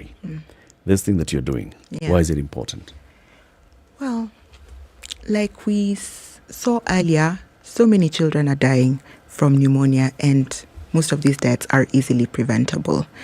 And there are things that we can do before it reaches the point where they're hospitalized, and I'll cover some of those strategies that we employ later. But we want as much as possible to reduce the number of deaths that are caused by pneumonia in these children. 100 children an hour, that's a lot of kids dying. That's a very high number. Yeah. I have to ask this question. Since these deaths, these mortalities are found in children, do you work with the Kenya Pediatrics Association or any organization that is involved with pediatrics in the country? Yes, we partner a lot with the Kenya Pediatric Association and also through their research arm, Capricorn. We also work very closely with county governments and more specifically the pediatric departments in the county hospital. And of course with the Ministry of Health, more specifically the Division of, I think it's Child Health, and the name has escaped me, but yes, we work very closely. When you say work closely, what does that entail exactly? We partner with them sometimes to carry out activities such as training of hospital staff, where hospital staff need to be trained, especially on things such as what we call ETAT. And ETAT is a course that is usually provided to healthcare workers to train them to be able to manage very common pediatric emergencies. We also partner with them to sometimes, support the hospital where we can with providing equipment such as pulse oximeters. What meters again? Pulse oximeters. And those are? Okay, so a pulse oximeter basically is a type of machine that detects the level of oxygen in your blood. So I'm sure most of us in the last year or so have either gone to hospital or taken someone to hospital. Usually before you see the doctor, there's a nurse who takes your vital signs. So she'll put something on your arm to take your pressure and then something on your finger, a kind of probe on your finger. So that probe that she puts on the finger has a sensor. It's like a peg. Like a peg, exactly. Yeah. So the peg that's put on your finger has a sensor that detects the amount of oxygen you have in your blood. So that machine is called now that. Why is it important to know the amount of oxygen in one's blood? Because if it's, there's a certain level beyond which it should not go down. Why? Because if you don't have enough oxygen in your body, your cells will not function. To put it very simply, will not function the way they're supposed to. Yeah. And when they don't function, what happens? Well, you can have... that is aside from dying. What happens in an intervening moment before you die? Does it head towards death? Yes. Yeah, so now... your cells, they start slowing down, your organs start slowing down, they don't work the way they're supposed to, which predisposes you to getting even more ill. And then at the very extreme end, if it's very severe and very prolonged, you die. Yeah. So oxygen is very critical to how our cells function and work. Something that I've always found particularly interesting when I talk to people who are in the world of research, people who work in research get very involved in what they do. So you get the impression that they have to have an interest in what they do. That's why they do it. But how much time is taken to actually explain what you do to the people who eventually consume the outcome? For instance, now you're working in, is it 13 hospitals? Okay. The other departments within the hospitals who are not involved in this research, how much do they know about your research? You've told us that you build capacity of the people who work in these institutions, and that is an excellent thing. And even when you do have your findings, how do you know that beyond publishing it and beyond talking about it, that people actually understand what it is that you found and what you did? What do you do to ensure that this happens? Okay, that's a good question. So what we do in our study specifically, we usually have what we call regular continuous medical education sessions, or CMEs, in the hospitals. So where we invite not only the departments that are directly involved with our study, but any other person who's interested, and we give them updates on what we're doing on pneumonia, etc. Another avenue that we use, every year we usually celebrate World Pneumonia Day, and this year it's on 12th November. as with every other year, that's next Saturday. So that's another excellent opportunity that we usually use to educate, to inform, and to spread the word basically about what we're doing. Yeah. How about the community? Like, I'm sure there's a lot of information that the community would like to know on A, understanding pneumonia, B, understanding how to avoid getting infected with pneumonia, how to avoid passing on pneumonia to other people. Do you conduct such public awareness? Engagements. Okay, well, this is an example, but there is a department, at least within our organization, that deals specifically with that. And I think, if I'm not wrong, you might have spoken to them about how they go about doing that. So they'd be in a better position to explain the exact nature in which. But yeah, we do have that department that engages with the community. Your research involves young children. Young children is, when a child is sick, there's a whole emotional roller coaster with the caregiver, the parent, the guardian. Yeah. And now they are seeing these doctors doing all these things that they're doing. How do you explain to the parents exactly the nature of the work that you're doing? That in addition to seeking to cure your child, we are also conducting research on your child. And they get to understand immediately and they say, it's fine, go ahead. Okay. So usually what happens before we enroll a child into our study, the first thing we do is we screen.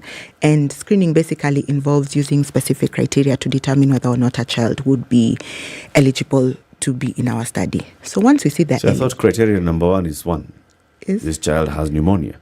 Yes, that's one of the criteria. And then there's more. There's more, yes. Like... Okay, so the criteria are usually divided into two types. We have what we call inclusion criteria and what we call exclusion criteria. So inclusion criteria are the characteristics that a potential child who will be enrolled into the study must have. So for us, the child must be aged 2 to 59 months. Okay. The child must have severe pneumonia. And we must have gotten consent from their parent for the child to participate in the study. Then exclusion criteria are those characteristics that would exclude or would, what's the word? Disqualify, thank you, a child from being part of the study. So in an ideal scenario, we want any child who is part of our study to have all the inclusion criteria, but none of the exclusion criteria. So once we find that a child is eligible, the next thing that we do is we sit down with the parent to get what we call informed consent.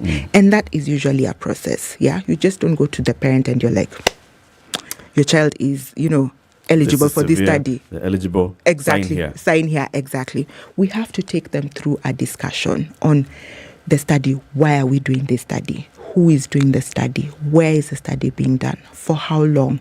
What are the risks? Yeah. What are the benefits? Yeah, if any. Are there any alternative treatments? Of course, some of them usually have concerns about the data that we collect. How would we keep it confidential? Yeah. Who is running the study? And by who, we also have to include the name of the specific individuals involved. Exactly, the specific individuals involved. Yeah. And then that discussion usually gives them a chance to ask any questions that they have, because we don't want a scenario in which the parent feels like they're forced or they've been coerced, or they feel like they have to be part of the study, or else their child will not get. Yeah. So we take them through that entire discussion and answer any questions that they might have. And if they're okay, they sign and the child is enrolled. By percentage, how many rejections do you get? So we've been very lucky so far. Our rejection rate has been very low. Very low. I think maybe about less than 10%. Yeah. Is it not a point of concern? At this point when my child has severe pneumonia, they're in HDU, right? I mean, they're ill. And this is a child who is just a few months old. Of course, the thing I want is for my child to live. Now, when you're bringing me all this information, there's a study that we are conducting, I don't know, we are doing what, we're checking what works and what doesn't work, and, these are the people who are involved. The only thing I'm hearing is my child is sick, and the longer this person is talking to me, the longer they are taking from attending to my child. Now, how do you balance that? The fact that this parent their primary concern is the well-being of the baby. These are the details. Whether they're actually getting in or not is something else. That's a very good question. So in a situation where the child is critically ill, like very ill, what we do is that we don't go through that entire process. We get what is called assent. So we tell the mother, we just give her a very brief summary. We tell her, there's this study, this is what we intend to do, this is why we're doing it. If you're okay with your child being part of the study, just let us know, and then we'll come back later and have a more detailed discussion. So in such critically ill children, you're right, the parent is genuinely concerned about the child, and they're like, why is this person talking to me? They're wasting time. So we get that assent, and then later we come back and have a more detailed discussion. So essentially you enroll participants who have actually come to seek care. Yes. Now, when they have sought the care, they have received it, and they've benefited from it, what do you do to follow them up to ensure that the care that was given has the long-lasting effect that was desired? Okay. It's a good question. So when we enroll participants into our study, we follow them up for the period of time they're in hospital, then until they're discharged, actually, Then 30 days later, we do a follow-up call just to try and find out how is the child doing. Were there any serious issues that occurred? Were they readmitted? Do they still have symptoms? Are they fully okay? So over and above just following them up while they're in hospital, we do conduct a follow-up visit or a follow-up call 30 days later. Do you specifically or deliberately ensure that you actually know where they come from so that you can follow them physically? Yes. So at the point of enrollment, we require them, or rather we ask them to give us 2 phone numbers, because we do our follow-ups via telephone. So 2 phone numbers for which they are sure they'll be reachable. So on the day of the follow-up, we call the numbers, and we conduct the follow-up. They don't fill these laborious forms where you sort of give you details. Now, the village I stay in, there's a big baobab tree next to a clinic, and the name of the clinic is Get Well Quickly Clinic. When you get there, ask for Mama so and so. So, yes, okay. And there are 2 clinics, yes, with the same name, but the one where I am known is the one with the yellow door. Okay, yeah. Do you go into such details? No, I think the phone number is enough to facilitate that follow-up. I think majority, is it more than 80%, I could be wrong, of Kenyans have access to a mobile phone. So it's very easy to conduct this follow-up visits or calls by phone. I'll tell you why I'm asking the question. The patients that you deal with, or the patients that were in the study, if I'm wrong, please correct me. I get the impression that people who come to hospital fairly critically ill. They're not well. Now, it means they have been unwell for some time, but the parents have thought the kids are okay. Now, a telephone call doesn't quite tell you how the person is doing because it's being reported. Now, the physical follow-up will now give you, the healthcare provider, a clear indication, because the telephone follow-up is good. You're communicating, but to actually see for yourself and say, is this child really doing well? Because sometimes the parents or the guardians may think the child is doing okay, and whereas a trained eye will know this child is not doing as well as they could. It is for that reason that I asked whether you actually make a physical follow-up. So for us, we're not doing the physical follow-up. The only time we do a physical follow-up is if they're unable to provide the 2 phone numbers. We rely primarily on the telephone. follow up. Actually, the age of communication has made very many things possible. Completely. Actually, when you conduct this research and, you got consent from a parent and you started your trials on a child, and in the event a child dies, as it's likely to happen, what is the reaction from the parents? Do they look at you and blame your research and feel that, it's because of the thing that you are doing that, you actually reduce the chances of my child living? Okay, that's a very good question. It varies from parent to parent, but we've not had, nothing stands out where a parent was like, you guys caused the death of my child. These children are usually so ill, so severely ill, that sometimes you can actually see that maybe this child may or may not make it, and they're usually prepared for that eventuality by the staff in the hospital or by the doctors who are attending to them. So very rarely do we have a situation where a caregiver comes and tells you it's you who caused the death of the child. So the other question that you said, a big concern for people, is confidentiality and the repository of the data. So who keeps the data? So we keep the data. Who's we? The research team. Okay. We usually keep the data. We archive it for a specific period of time, and then after that, once that time has expired, we may dispose of the data. Access to the data is very limited. It's only who needs to see it. Yeah, and in the event that someone needs to see it, they need to seek permission or consent before. So we maintain confidentiality very strictly. And all this is covered in the protocol? Yes, it's covered in detail. In detail. I am interested in finding out what it is that you do with the participant and their families with regards to some of the fundamental pillars of human protection in research. The beneficence part of it. Child has left. They've received care. What other benefits do they derive from being participants in this study? That's a very good question. The most direct and the biggest benefit they have is that they get well treatment. Yes. Yeah, and they get well. Yes.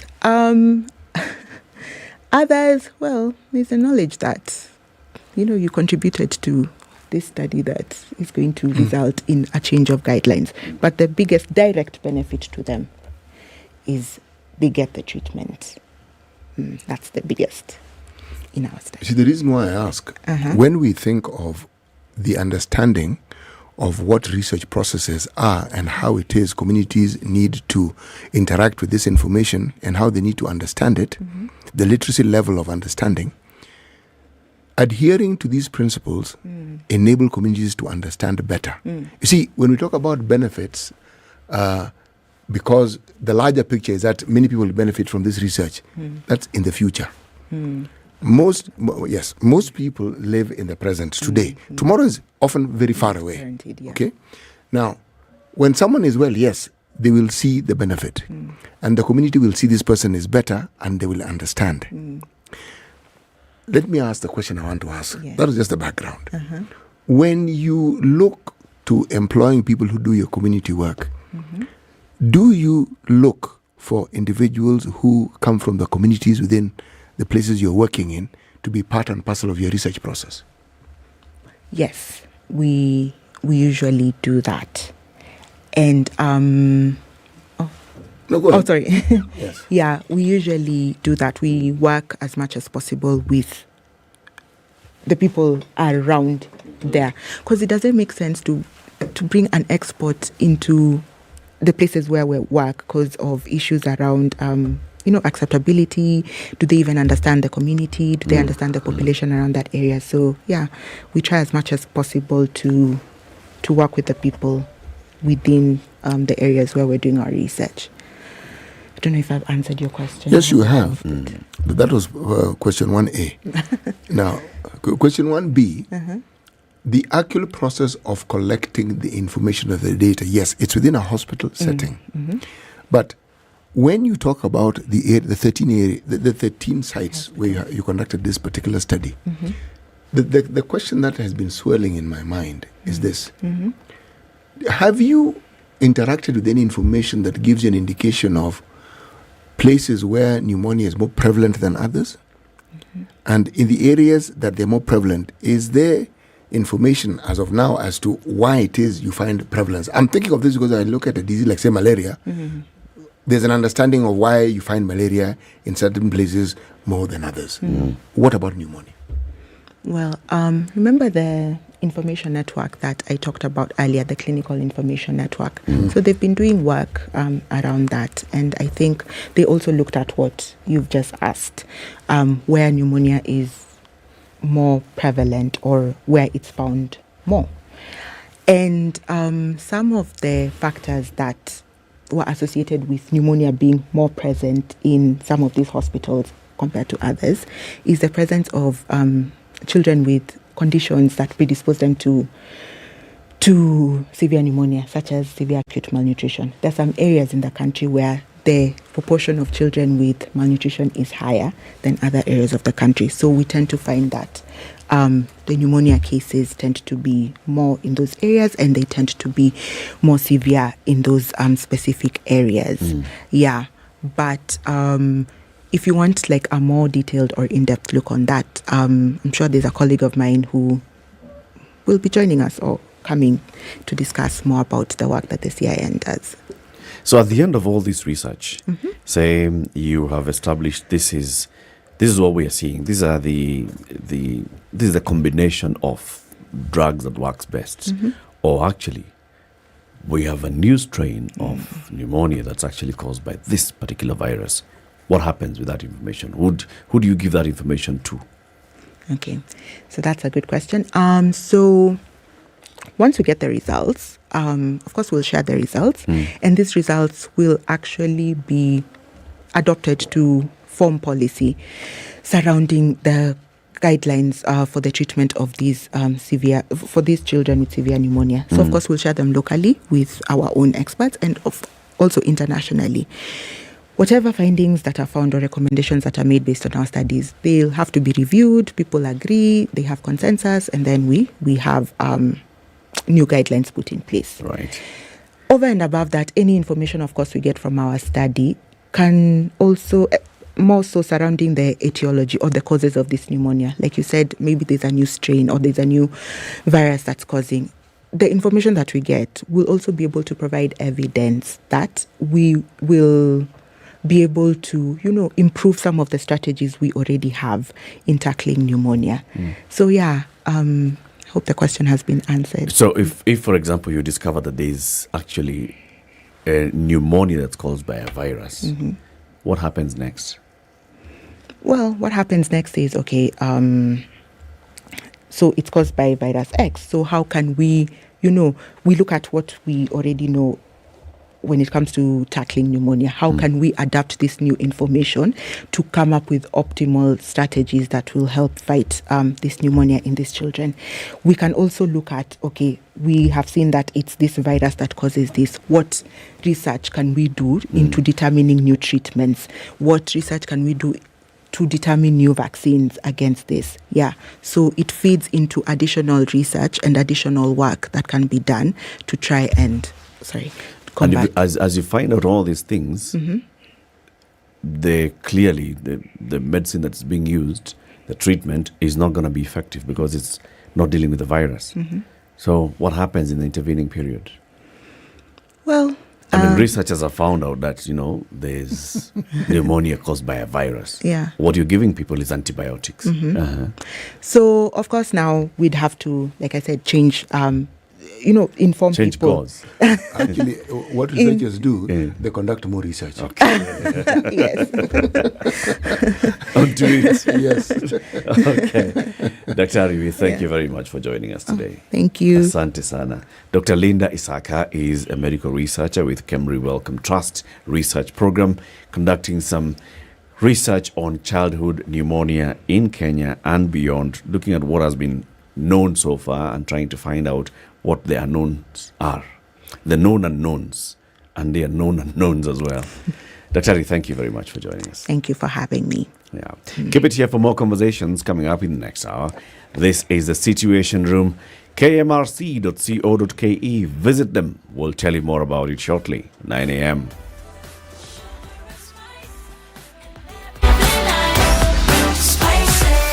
Spice up your life.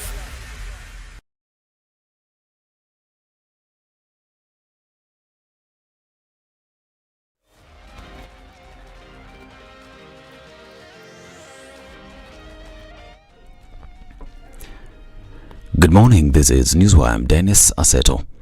The ravaging drought being experienced in 29 counties across the country has affected 110,000 families in Kajiado County. Governor Joseph Olenko says the situation is dire, adding that Kajiado has been experiencing the drought for the last 4 months. Olenko pointed out that on top of the drought's effect on human population, 400,000 livestock are in need of food across mainly the pastoralist county, which boasts of a cow population of close to 1 million. Meanwhile, about 1,600 households in Narok East Sub-County will benefit from a 6,000 shillings monthly cash transfer and 8,050 kg bags of pellets to mitigate the effects of the ongoing drought in the area, thanks to the county government in collaboration with Food Agriculture Organization FAO.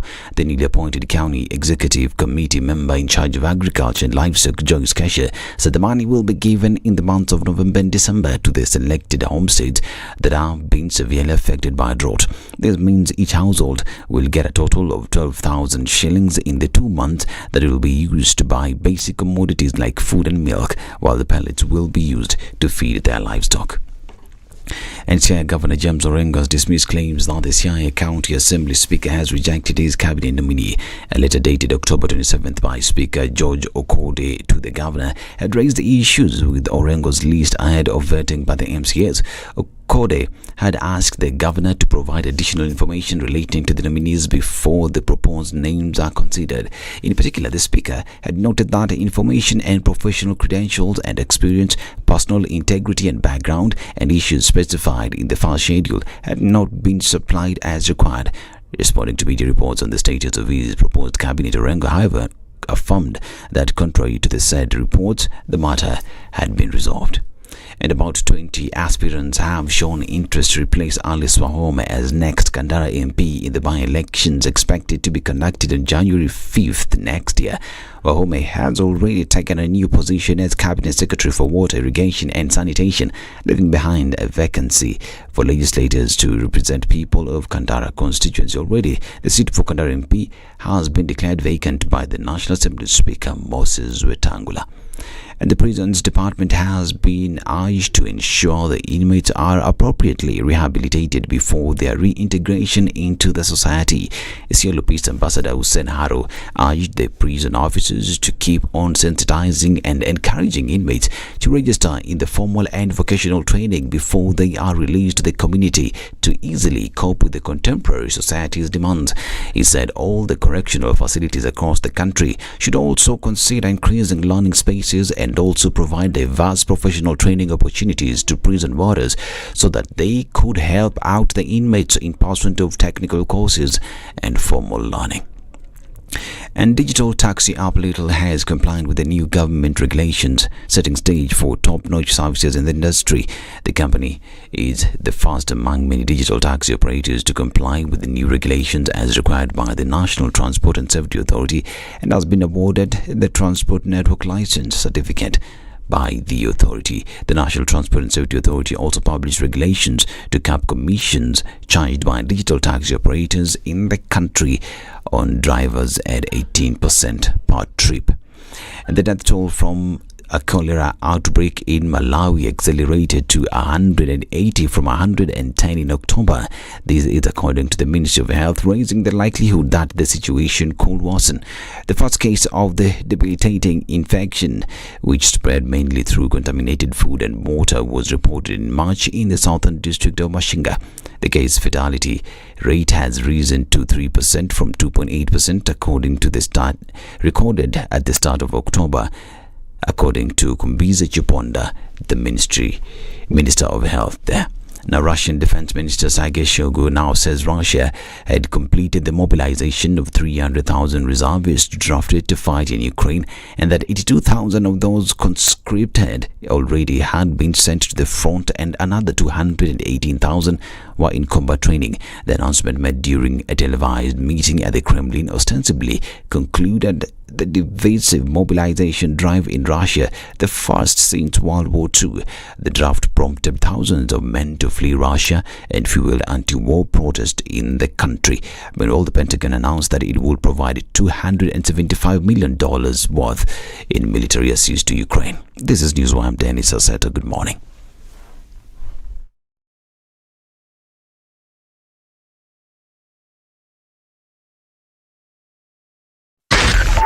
.4 Spice FM, Nairobi. All right, so traffic is getting better and better as we get towards the mid of the day, but Jogoo Road is still having those issues at Makadara and the area. Thika Superhighway, it's moved, at least it's improved. Now traffic begins at around Utalii and KCA University, heading towards town. It's an improvement. Kiambu Road is clearing up, just coming up to Muthaiga, around the Muthaiga junction. That's where the issues are. Thika Superhighway, that's the thing that we're looking at. Wangari Maathai Road, now that's where the problems are, heading towards the Kipande Road junction and coming into Uhuru Highway heading towards University roundabout. It's busy. Ngong Road, as you approach the City Mortuary roundabout, still busy. Other roads are not looking bad at all.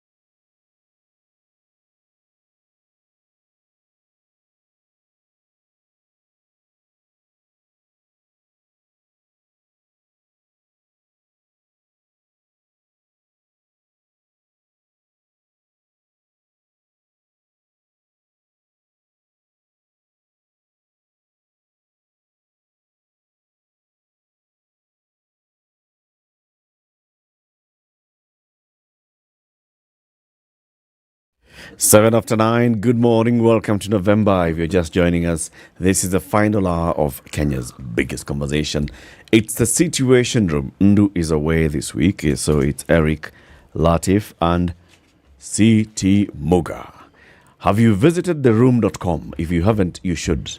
That is, if you're looking for the best tech talent, or also if you're looking for like some people like a virtual assistant. You know what a virtual assistant is, City? Yes. An assistant who's virtual. Who's virtual? Yes. Assists you virtually. Yes, I understand. On virtually everything. I know what that you virtual want to means, do. I know what assistant means, and I know what the two words together mean. Yes. Virtually anything that you want done. You see, you've understood this thing well. They can do it. It's virtual. Yes. Virtually real. Kabisa. Virtual reality. And also, then the other people are cloud developers. Yes. At Drought. Someone can develop a cloud. Those ones confuse me a little bit. Because, unfortunately, my early education brought to my mind the direct correlation between cloud rain. So when you say cloud developer, I'm thinking of some of the rainmakers who come from western part of Kenya. I think there's a drought in their work because given the problems we have with water, I think that particular species of individual or that discipline is, should we say... And then now imagine, so cloud developer is actually not even developing clouds. What do they do? Or being a rainmaker. What do they do? They're storing information in the cloud. It gets even more confounding, isn't it? And if it gets rained on, that information, then what happens? See, the rain starts from the cloud, so it doesn't get rained on above that. So the information rains down. It's above the rain. Oh, it's not this cloud which we see. Surface place. It's that one up there. Up there. Okay, so there are people who develop this thing. Oh, yeah. And they found the clouds already exist, so they take it up there. It doesn't get crowded up there, does it? No. All right. And it can move. That's the problem. The cloud can move with the information. Yes. Where is my cloud? Iko Tanzania. That's what we thought with satellites. Now I'm being told it's crowded. Everybody and all their cousin over has a there. satellite Oh. somewhere doing something or the other. Anyway, so if you're looking for the best tech talent, cloud developers, web developers, virtual assistants, anything, just go to theroom.com or follow them at The Room Global. City, the proverb before we welcome the guest? yes, we're still in the country of the pharaohs. An onion shared with a friend tastes like roast lamb. An onion shared with a friend tastes like roast lamb. Let's make it vegan. An onion shared with a friend tastes like roast onion. It's now completely vegan. Or like Mahindi choma. Or nduma choma. Muhogo. Boil. Yes. Carol Musyoka is a corporate governance provocateur. Carol, good morning. Good morning. Morning, Eric. Welcome to Kenya's biggest conversation. Thank you. I know you listen to the show. I watch the show. You watch the show? Avidly. Now here you are. You're being watched. By everybody. Eric, how come you and I never watch this show? From the cloud. This show that people keep watching. Do you ever watch it? No, hardly ever, man. We must I never get the time. We must start watching this Between show. 6 and 10, I'm usually busy. Yes, working. So I'm not able to really watch the show.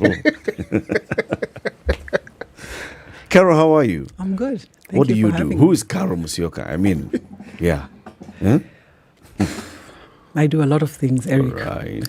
But my day job is getting conversations around how boards work, getting boards to be more efficient, to be more effective. I sit on boards, I work with boards, and essentially provoke, particularly my bugbear recently, at least over the last 2-3 years, has been how we're getting small to medium enterprises to start corporatizing, to start thinking about how they'll be sustainable businesses, to start thinking about how do you, there's this constant problem that owners, founders start, which is you start a business and then you envisage that your children are going to join the business. And you're starting to find that children don't want to be in the business. They want to do their own thing. Some of them want to become influencers or bungee jumpers or, just the soft life. Anything else. Just the soft life. Of my money. Yes. Well, it's not your money. It's our money. It's a family, right? So we put an inordinate amount of pressure on our children to join the business, and maybe they're not interested in it, rather than thinking, well, how else can I corporatize this?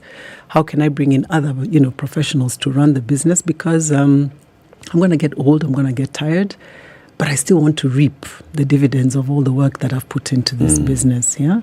So the beauty of now starting to bring in an external group of people who can help you think through this, how your business will grow, how your business will be sustainable, how the business will be in control, it's a good way to start thinking about the business beyond you. Okay. And a classic case is Nakumat. I think that's something that we're all familiar with. And the question I always ask is, would it have been different? Would the outcome have been different if a company like Nakumat had had a good, strong, board of independent directors? What is this thing about boards? So apart from boards where the president appoints people to these boards of parastatals, which is just a job, right? Where you meet 79 times a month and you get a sitting allowance and you look at all these other things about, So this board is the National Irrigation Board. And they are supposed to be so in we charge meet of today irrigation. so that we can discuss about irrigation. Yes. And we meet tomorrow to discuss about irrigation. Let's meet again next week on Monday to discuss irrigation. What's the importance of a board? Oversight. Oversight. Of Oversight. what? It's three things. So a board provides oversight, it provides insights, and it provides foresight. So they're not just talking about irrigation, What are they there to look at? This is an organization that has got very many stakeholders. So first is what it was mandated to do, all right? Let's say to ensure that there's irrigation in semi-arid and semi-arid lands. But, it also has employees. It's also paying taxes, say, for example. It also has suppliers. It also has people that is providing services to. All these are stakeholders, and all these stakeholders, there should be somebody who's minding the minders. So it's management who are running the business, and then there should be a layer on top of that management providing oversight as to how effectively management is executing its mandate. And are they taking care of all these stakeholders? So the Western way of doing business is very shareholder driven. You're looking at capital. You're looking at ensuring that the shareholders get paid a dividend. But the shareholders are not the only stakeholders. Yes, they put their capital into this business, but they're employing people. You'll have to look after their employers. The people supplying goods and services to this company. Are we paying them, and are we paying them on time? So there's a lot of oversight that you're providing. There's insights into how the management is being done on a day-to-day basis. Right. And then there's foresight. What's coming around the corner? What might happen that we're not seeing? What's the strategy? Will you still be in existence in 5, 10, 15 years? What could wipe you off the floor of the earth? You know, the two things that people think about, there's the employees of an organization. So there's a company, there are people who work there, report to work every day. They work, they get paid. And then they are the owners of the company, the shareholders. They put in money, capital, whatever. They own the business. They reap dividends from this. And then there's this board thing. The board thing is you, Eric. Yeah. It's really you. What is this board thing? I mean, and especially when you say they're independent directors, what does that mean? It means they're not shareholders. They're not employees. Yes. They're just people. They're just directors. Sitting there as directors. What is this about them? Why are they important? What's the importance of this institution? All right. So like I said, they're there to provide oversight, to provide accountability. So banks, I'll use a very common banking term called key man risk, okay? Yep. So let's look at a company. So CT decides he's going to start a company that's going to be publishing books about proverbs. Right? And all of a sudden it takes off. Everybody and their brother wants to buy these books about proverbs. Yeah. And CT is making money hand over fist. But to produce those books, he's got to buy paper, he's got to buy a printing press, he's got to get writers, he's got to get researchers. Is he paying them? That's a very simple question. Yeah, is he paying all these suppliers that are coming out? So, for example, there's ways you can be able to finance your business. You can either get money out of your pocket, you can borrow from the bank, or you can actually borrow from your suppliers. Meaning, you've got to pay salaries. You just simply don't pay your suppliers, and you don't pay them in month 1. You don't pay them in month 2. You don't pay them in month 3 because you're using what you're supposed to be paying them. You're making sales, and those sales you're using it to, let's say, pay your employees and not pay the suppliers for what it is. So who's minding that? Who's asking CT the hard questions? Like CT, we can see here you've not paid people for over 6 months. What's going on? There's a huge risk that's occurring in this business. And so that's what your directors do. So it's two kinds of directors. There's your executive directors. Those are those who are in management. So let's say, a finance director who sits on the board is an executive director. A managing director is an executive director. In fact, I got asked this question last week. What's the difference between a managing director and a CEO? A CEO is a chief executive officer. Yeah, he's the MD. Capo di capi. He's the MD's boss. No, the chief executive officer is the chief officer. All the staff, your management are officers of the company. So he's a chief executive officer. If he sits on the board of directors, then he or she becomes the managing director. So that's why you'll find some CEOs who are not managing directors, and that's fairly commonplace where you get a board. Please repeat this. Yeah. Okay. So CEO is chief executive officer. So is the chief of all the executives? Yes. Of all the officers. Of all the officers. Okay. Yes. And MD? The managing director is a director who sits on the board but has been empowered to manage the company. So he is also the chief executive officer. So you'll see them going chief executive officer and managing director. So what happens in a case where you have a CEO on the one hand and there's an MD? No, that's quite unlikely. That's a problem. That's highly unlikely. So you can't have an MD and a CEO. No, it's your managing director who's a head, who's been given the power by the board, who's been delegated the power to manage the institution. So he's the managing director and chief executive officer. So you can have a managing director who's CEO, but you cannot have a CEO who's necessarily a managing director because he or she does not sit on the board. Yeah. No, it's not sinking.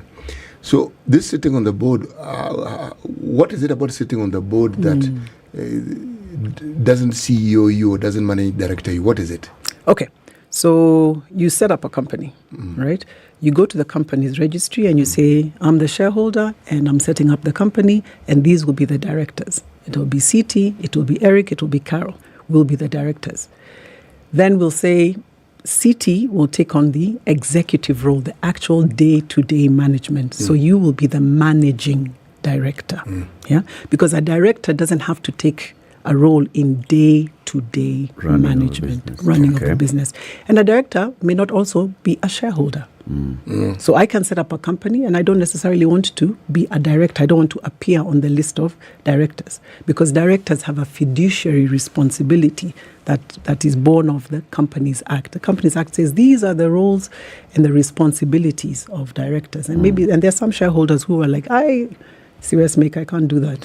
I don't want to have that legal responsibility. I'm just a shareholder. I'll just get a dividend. Yep. At the end of the day, let these other people, if the thing goes south, they deal with the law. Yeah. Why is it important for the Companies Act to actually put in that fiduciary responsibility on the board?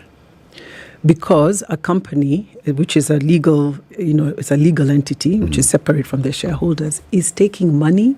Remember, you're providing a service. Yeah. So there's a whole range of stakeholders. You're in a stakeholder universe, and somebody has to be responsible to those stakeholders. Yeah. So that's why when you see a company, in the press, it's taken bad debt. I mean, it's taken money of customers and everything. Who draws the hellfire? It's the directors of the company, because you were there when these decisions were being made to undertake the product and or service that this company is giving. So do I hear to be saying that a company therefore is treated like a person in law? Yes, it's a legal separate entity, yes. It's corporate but what do you mean by a person? Well, I'm thinking more of liability.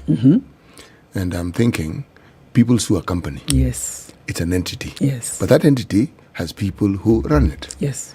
And this is where now this discussion about the fiduciary thingamajig that you mentioned, okay? So if the company has that responsibility, as do the directors or shareholders or whoever they are, then that's why I asked, is the company being treated as a person? Yes, so the company is a separate legal and distinct entity that can sue and be sued, as can the directors of that company. And as well as the senior officers. So in fact, one of the things when I'm training directors, when they come for director training, is I always ask, when you go and you agree to sit on a board, one of the first questions you should always ask is, does that board or does that company have DNO cover, which is director and officer cover, so that when the company is sued, because we'll sue the company, remember we're suing CT Proverbs and Company. Yep. We will sue CT Proverbs and Company, and we'll also sue the directors, and we'll also sue the CEO and let's say the senior executives who made decisions around it. I mean, you've seen what's happening at the Capital Markets Authority when they're coming down quite hard on issuers of securities, and the company has gone down. Yeah, I mean, history is replete with these. We don't need to say them. So it's not only are the directors being held to account, but you've seen CFO is being held to account. In some cases, the head of legal is being held to account, the head of risk. So in that case, your director and insurance cover is supposed to check in if you're being sued, because you can't, you have to pay the lawyers, and that's a lot of money. So your DNO cover is supposed to come in to check in and pay for that legal service. However, if you're being sued because of negligence, abject negligence in your duty, you are derelict in your duty, then the DNO cover doesn't work. Let me ask this DNO cover. What does DNO again stand for? Director and Officer Insurance. Now, can public institutions also have this cover? Well, they should. They should ideally, right? Because if you're suing the public institution for mismanagement, for whatever it is, you're going to sue the institution as well as the directors of that institution. I'm thinking of the county government. Oh, you're about to open a can of worms, aren't you? Oh, no, well, the can exists and it's begging to be opened. So, I mean, and the worms inside. And the worms are inside. I didn't put the worms in there. So, who am I? Okay. Why I asked the question is because if I hear you correctly, the things that we're discussing, the things that you're telling us about, seem to gear itself towards creating a greater environment in which accountability can actually be experienced. Now, this thing that you're talking about, these things rather you're talking about,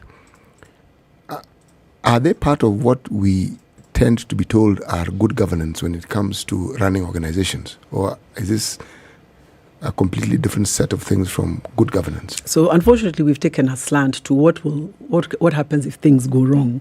Let's talk about when things go right. Now, when things go wrong it's actually, in this country, it's a very good place to start everything.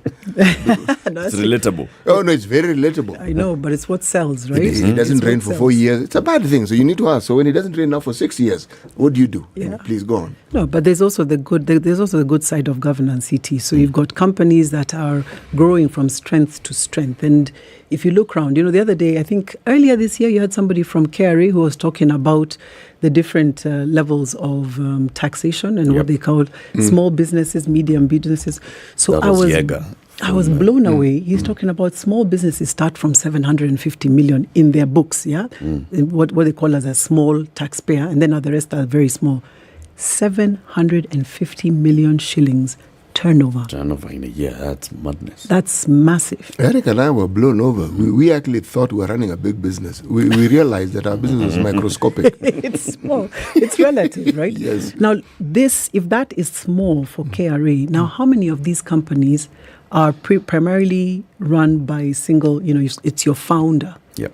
All right? Now, by the time you're turning over 750 million, how many people are supplying to this business? How many employees do you have? Who's minding that? Who's helping this business owner think through this? And I'll go back to what I started. I said that this is what we call now key man risk. Because if that founder dies, what happens? And that's what I'm talking about, business that then collapse. Yep. There's a potential because, let's say, his children are not in the business or haven't been seasoned enough to be able to run this business. He hasn't put in an effective, we call them founder syndrome, so you haven't put in an effective assistant, somebody who is imagining the death of, it was treasonous to imagine the death of the president. So you don't put in enough competition or somebody who can actually take over effectively because, you see that you're not about to die.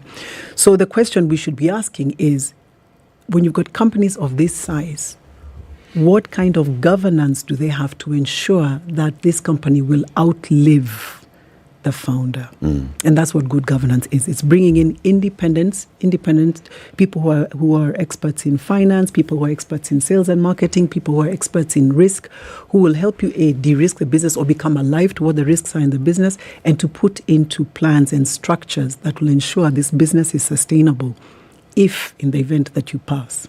In the work that you do, do you find that when you conduct training, that the issues that you deal with have to do either with ignorance or resistance to new knowledge, or is it just an adherence to a culture that people prefer as opposed to the information that is available and yet they are not inclined towards taking? Those are many, many questions, many variables. There are 3. So remember, the person who brings himself to class has already said, you know what, I don't know. And the dangerous person is the one who doesn't know what they don't know. The one that you want to work with is the one who says, you know what, now I know what I don't know, so now take me to a place where I become competent. I don't know, CT, if you've ever heard of the quadrant where we talk about this unconscious incompetence, which then becomes conscious incompetence, which is then supposed to transform into conscious competence and then totally conscious unconscious competence. There's something called the Dunning-Kruger effect. where somebody who doesn't know because of their ignorance think they really know, and the sort of people who are very quick to give lots of advice, and yet those who really know are more reticent because they understand the pitfalls involved. Yes, so the Dunning-Kruger effect explains what you just said. Okay, I'd never heard of Dunning-Kruger. Dunning, D-U-N-N-I-N-G. There you go. Kruger, yes. The Kruger. The Kruger, like the Kruger Rand. Yes. Yeah. So you want that person, so the person who brings themselves to class to learn says, you know what, I now know what I don't know. Help me learn. How do I create good governance? Now, very often you tend to find the ones that I've seen in class are the young people who are just starting out business or who've been in business for 5-6 years, who are well educated. In many cases, it's actually the second generation. Mzee is getting old. Mzee wants us to come in and take over the business. We want to come and learn. What is it that we don't know? How can we get better governance? We want to bring in independence. I've dealt with some families where they're like, you know what? We want to bring in external directors, but Mzee is not very comfortable with this concept. It's like, these are people who are going to come, steal our secrets, and go and set up a competitive business. So, no, we don't want. Or we've come, Mzee doesn't want to bring in externals. We are not necessarily wanting to be in this business, but we have to be here because we're the ones who have to take over this. So there's very many variables to How do you talk to Mzee to get him to understand the benefits of all this? Because there's that, unless Mzee is one of these people who can't be talked to, and I'm saying there's really nobody who can't be talked to. But Mzee has run this company since, for the last 45 years. Absolutely. Alone. Without external. In fact, there's a time when I tried to partner with so-and-so. That guy came and tried to steal this company from me. I had to fight to get him out, to kick him out. Me, partner with somebody else or bring somebody to understand my business. And the one or two who will agree will bring in a friend. Yes. And the friend is not necessarily the expert they need. No, or the person who will question. Who will question some of the initiatives that they're trying. Absolutely. And sometimes you can see this business, so they want to acquire another line of business or they want to go into a completely different line of business. And this is Mzee's bugbear. He's like, let's do this. And, the family's like, but he's brought his friend. No, Bwana director here. Well, what do you think? And Bwana director's like, that's not so bad. Yeah, so he's a yes person. You give the example. Let's take a break. Are we going for a break? Let's take a break. Okay. It's 9:30. Carol Musyoka is a corporate governance provocateur. She wants all of us to just think. Put the box on the side and think. And ask ourselves, so what is it that we need to do? So you're a founder of a business, you've been running your business, and you're thinking, the business is starting to grow.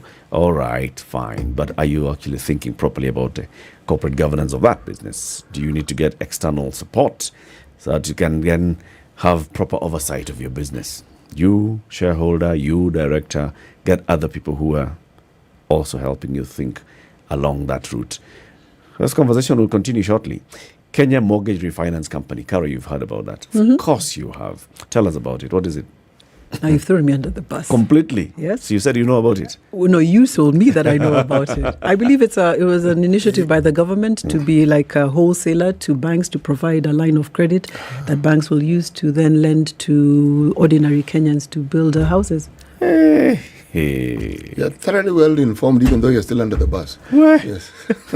It's a good bus. It's a good bus, an informative bus. Completely. Yes.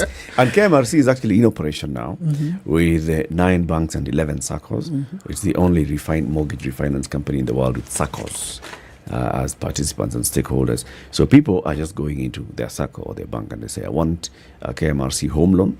Take a loan less than 10% for as long as 25 years.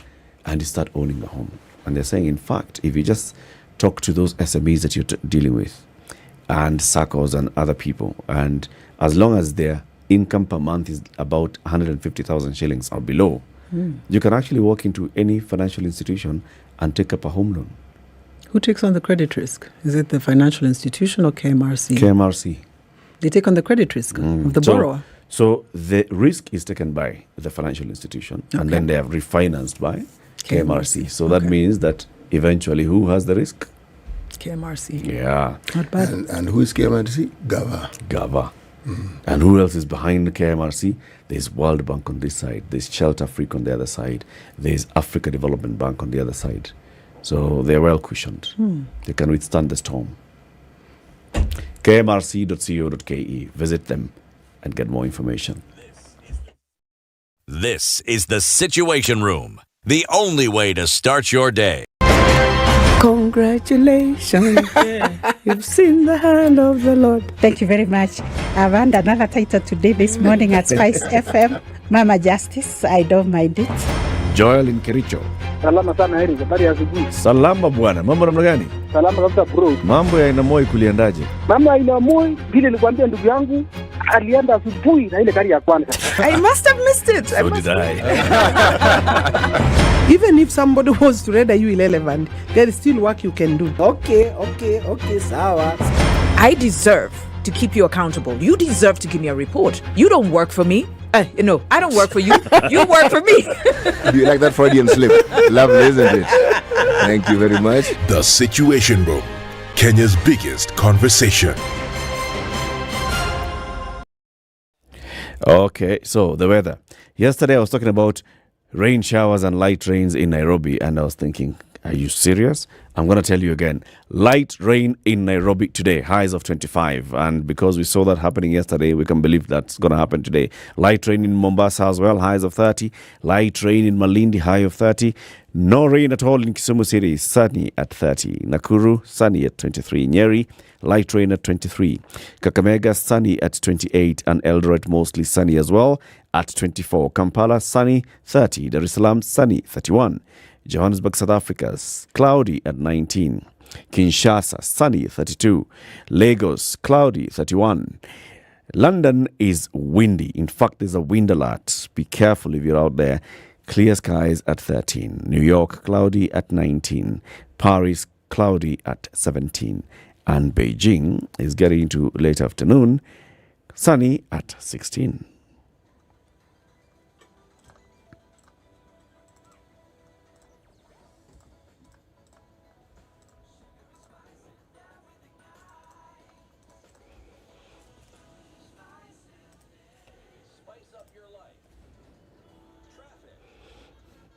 The traffic situation is improving on the major roads heading towards the CBD. Langata Road is now clear. Ngong Road is clear. Aerodrome Road is just busy as you get onto Uhuru Highway.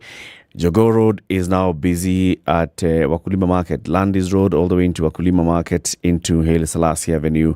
Busy. Thika Superhighway has cleared up. The traffic is now just around Muthaiga. Kiambu Road is clear. Muthaiga Road is clear. Murang'a Road is now busy at Ingara, heading towards Globe Cinema roundabout. And then Uhuru Highway into town, into University roundabout is busy. The roads within the CBD, what do you expect?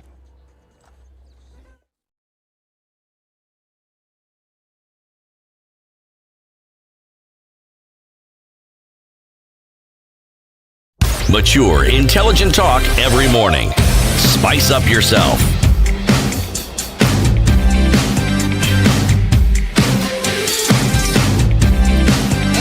Mornings done right. 94.4 Spice FM. Chief C.T. Muga and Carol Musyoka, who's our guest host today. I cannot take the place of Do. Those shoes are too big to fill. Don't worry. Tia says this is an enlightening discussion. We're talking about boards and the importance of thinking about board from small enterprises. So we see boards at big listed companies, banks all the time, putting up adverts. So we announce the resignation of so-and-so as a director. We announce the appointment of so-and-so as a director. What's the importance of having a board? As you know, I started a company 4 years ago. I've been running the company. It's doing relatively well. I'm okay. I'm running it. I usually call Carol. We sit and have some chai and I tell her what my tribulations are with staff, with clients, with payment, with management, with care, with this and the other. We are moving. At what point should I start thinking about putting together a board for a company?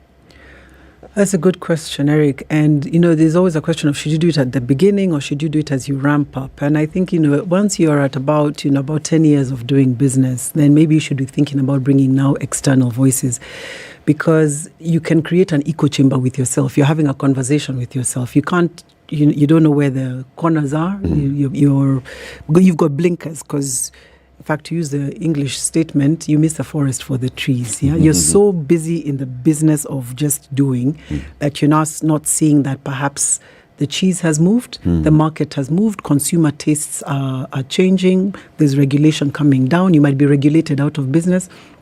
Look at somebody who set up a plastic paper manufacturing plant 7 years ago and was going to ramp up business, and then you get regulation that we're now removing plastic from the government, it's an environmental hazard. What do you do? Could you see that coming? Now, if you'd had a board member who'd been a bit seasoned, they'd have told you, the way we're seeing other companies, other countries going, we're going to have this potential for a ban. So we need to start thinking about what else can we use these facilities for, these skills that we have, this distribution network that we have. How else can we leverage off of it? So the short answer to your question is, once you've moved through that first 5 years of being a startup, you're becoming fairly stable. You're thinking of bringing in external investors, new investors, so you want somebody who will help you walk through what it will take to bring in other investors into the table who might be able to protect you. I mean, you've had situations where private equity funds have come into your business and then you're removed. Stripped it bare, kicked you out. Sold the company. I wouldn't call it. You're going really far. You guys have a real doomsday scenario to every situation. Let's just work with your. Yes, exactly. With your very bright scenario. Absolutely. So they come in, they kick you out. No, they've not kicked you out. So they've put in money. They've taken on a big amount of shareholding. And, before you can say lickety split, they're like, you're not actually the CEO who can be able to grow this. Does not need you as a CEO. That's right. But you can also move off and become, a director and allow another CEO to come in and grow the company to the heights that it becomes. Or you can appoint somebody to represent you on the board, because chances of you being a bit of a stick in the mud if you're sitting as a director and there's a new CEO, the chances of you getting along with that CEO, you'll be like, that's not how things are done around here. So you should get off cooling period, appoint somebody. You can appoint a family member or a trusted friend or somebody who's a professional to come and represent you as a director. But and you bear the dividends. Looking at how our political culture influences our business culture in this country, the very thing that you're talking about, this very gospel that you're preaching, runs contrary completely to the way many people do business. Because a lot of our businesses fall into the category of what we call crony capitalism. Okay? So money isn't made because someone has produced a great deal of value, and that value has been appreciated by people who have partaken of it so that the business has grown. Because I know so and so, and I've done this, and I've pushed this here, and I've done this here, and I've done this here, and I've done this here. Now, what you are suggesting, which makes perfect sense to me, requires accountability. And a lot of the businesses that I see being conducted in this country cannot stand the cold stare of the sort of scrutiny that this brings about. So how do you then package that message so that this scrutiny and this accountability is seen as a benefit, so that irrespective of what your culture and your way of doing things has been, this now presents something that will benefit you better than the way you have been going about your business? Well, first, CD, I have to push back a little. I don't believe that a lot of the businesses that have grown in this country have grown because of crony capitalism. I think the people who've gone out, done really good work, understood their consumers, understood their markets, and grown businesses primarily through pure sales. I'm actually in agreement with you. Now, so let's I want to debunk that myth that you have to know people in order to be able to do business successfully. Yes, there's stakeholder management. Yes, there's stakeholder management, and you have to. And we call these stakeholders. Hence, why you're bringing in somebody on your board who will help you perhaps navigate with the networks. Yes, navigate these stakeholders. All right. All right. I like the way you're agreeing with me. Go on. No, I'm not agreeing with you. I'm debunking a motion. No, this debunking, which is in essence agreeing, is good. Continue debunking. Keep debunking. So who are we bringing around the table? So you just asked a question. You said, are they going to be comfortable being asked questions? Yeah. Now, the question is, what kind of business are you doing? I always say, I do a lot of board evaluations, for example, and I tell some of my clients that it tends to be functional boards are the ones that come to get evaluated. Dysfunctional boards don't want to be evaluated because they know, it's dead in the water. And same thing, if you're running a good business, running a clean business, you've got no problem getting people around the room to come and help you navigate this business area that you're in and help you grow your business. Now, if you're running a shady business, and we know there's lots of billionaires out there who are billionaires but you cannot point to any product or service that they're producing, of course you're not going to get, and they'll create all these shadow companies. They're not going to bring in a board. No one wants to be scrutinized like that. But if you're doing a legitimate business and you want to grow and you're thinking about expanding, maybe even expanding to different counties. And you put a name and a brand behind the business. Absolutely. And you're paying your taxes and you're paying your taxes regularly. You shouldn't have any problem getting people around the room, bringing in Eric to come and sit. Maybe you're starting a media company. Why don't you bring Eric Latif? He's done this. He knows what the pitfalls are. He knows the networks in the industry. So why not bring in his expertise to come and help you? Which brings in that next question. So what do you look for when you want to constitute a board? Excellent. Depends on what the industry is. And therefore, first you do a skills assessment. So let's go back to our example of CT's Proverbs, all right? So he wants to establish a publishing company doing Proverbs. So perhaps he's going to look for somebody else who has done publishing, right? Who's retired perhaps from publishing, because if it's By an being active a publisher, this is someone who runs a printing press or somebody who's been an editor in a publishing company. What are you looking We'll determine. Anything. Yeah, we'll determine so which are the which are the specific. And you don't want to bring in somebody who's a competitor. Okay. So perhaps you can also think about doing it from somebody who's in a different geography or somebody who's retired. That's why you put in the element of retirement. Huh? Yes. Okay. Yeah. So you bring in a publisher. Now, any company is producing financials. You're running numbers. Yeah, the numbers never lie. So you do need the first person you always need is somebody who's a qualified accountant. And your qualified accountant is the one who will essentially chair your audit committee, audit and finance committee, who will interrogate the numbers as and when they're being produced, who will ensure that you've got a budget that you're adhering to, who will ensure that your business is in control. Because if you're not in control, then everything goes south. So you want to have an auditor. Then perhaps you need stakeholder management, because maybe you want to get into publishing for schools, for example. You want to get into the whole education system. So somebody who knows how to navigate this whole publishing books in that space. So somebody who's familiar with maybe the ministry or how things are, or that whole curriculum development thing. So somebody who will do that stakeholder management. So that's what you're thinking. What are the skills that you need? Minimum about 5 people. Okay. Yeah, your finance, your industry knowledge, your stakeholder management. HR. If you have many employees, if you have, if you're operating 3,000, 4,000, 5,000 employees, then maybe you do want a HR expert, especially if there's a potential for unionization, or you're going to have, you're foreseeing that you're going to have layoffs in the future. You may want to bring in that expertise. Some of these expertises can be outsourced. Yeah, you can bring in a HR consultant and also get lots of questions of should you bring in a lawyer. So again, if you are in a business that is very litigious, where there's lots of lawsuits coming in, then it may be useful to have that expertise on your board. But if you can outsource that need and just bring in a lawyer to advise, that can also work. By outsourcing, what do you mean? Like a board can outsource a certain competence? No, yeah. Is it for a certain for like a yearly contract, or how does a board outsource? And this is not now management actually outsourcing a consultant. No, it won't be the board outsourcing. It will be management outsourcing. Okay. That's expertise. And you have that expert come in and talk to the board about this particular bugbear. That is. So, for example, if it's a HR issue, you can say we'll have the HR consultant come in and report to the HR committee how we're resolving this particular issue. It's interesting you should say that, because I'm thinking about organizations. And when Eric talked about outsourcing, how they bring in auditors, because those are outsourced. I mean, you may have your internal auditor, but when you want to do your books, you want to get maybe some reputable auditing firm that has some international acclaim, not just your cousin and his 2 best friends who studied accountancy. But this culture, I'm back to that culture which you debunked. And by the way, I like your definition of debunking. When people debunk and then agree with me, I encourage you to keep debunking.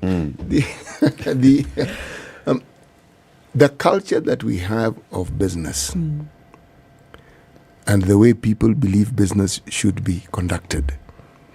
Are you saying that you have seen an increase in people who want to actually work in an environment where accountability is at the heart of what they are doing?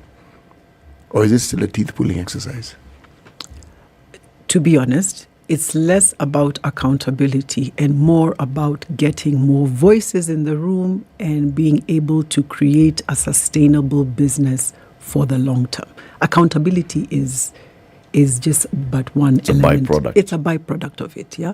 Because remember, at the end of the day, you're actually accountable to your shareholders, yeah. And if the shareholder is perhaps yourself as the founder, but your family.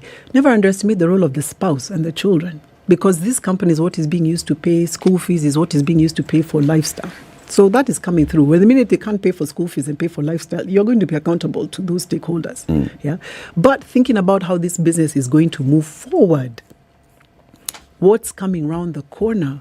What new technologies can we bring into this business? You do need to have different people who can be able to come and challenge you on that. And, I've been working with medium-sized enterprises in terms of creating what we call advisory boards. And so you asked me at the beginning, what's a board? So there's two kinds of boards. There's the advisory board where when I go to the company's registry, I won't find your name. You're just coming here to be an advisor, as it were. So you don't have a legal responsibility. You don't have a fiduciary responsibility under the Companies Act because you're not registered as a director. Then there's a statutory board, meaning it is set up under the Companies Act. You've created your company and you've got directors. Those directors have got legal responsibilities. So one way to ease into this whole board manenos, as we call it, is to set up an advisory board. So start off with an advisory board. You start off with an advisory board. Okay. Yeah. And then if you're getting comfortable with it, you then move now into a statutory board. And that's when accountability checks in, because now they can ask you tough questions because their name, they've signed they've put their John Hancock on those documents. Their name is on the line. Absolutely. So when you're approached to join a board, what should you think of? What is it that would motivate you to say, yes, I'd like to sit on a board of a certain company? A lot of people, Eric, want to give back. There are lots of mid-level executives, senior-level executives who are working, who are in the day-to-day grind, and who want to give back because I've learned so much, right? I want to be able to go and help another company that may not be able to afford me as a manager, but I can be able to help and provide some level of advice. So there's a lot of people who are willing to come in and sit on a board. But the first thing you need to do is ask, is this business now? Am I joining as an advisory board? In which case I've got no legal responsibility here and I can come in and I don't mind lending my name to you. But if I'm joining you as a statutory board member, then now my name is on the hook. And there's it's a little corner of the Income Tax Act that says that directors are liable for the yes. Even tax. Yes, even tax. So you need to know if you tax are going to join in. Tax obligations also fall onto you as a director. Yes, the taxman can come after you. Okay, for the tax obligations of that entity in which you're sitting as a statutory director. So you've got to be very careful. Don't just join your friend's company. You need to do a little bit of research. Are they doing business clean? Or are they into the whole crony capital? So what should you ask for? Should you ask for papers? Should you say, okay, you've approached me, you'd like me to join your board.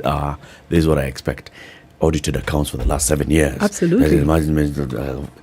Yeah, I'd like to see. Are you doing a legit business? Audited accounts, tax compliance certificate, maybe even certificate of good conduct. Certificate of good conduct of the other directors. No, I'm kidding. No, but definitely you want to know, is this business compliant? Especially if you're joining as a statutory director. Because if that company gets into problems, they will bring in all the directors to hook. Now, you don't want to start saying of me, I just joined last year. So me, these things of 10 years ago, I don't know. I'm not part of this. Are you actually enjoined in it as soon as you join? Well, now you start getting into that argument of me, I just joined. You know, the Kenyan, I just joined last year. So I don't know. I don't know. Yeah.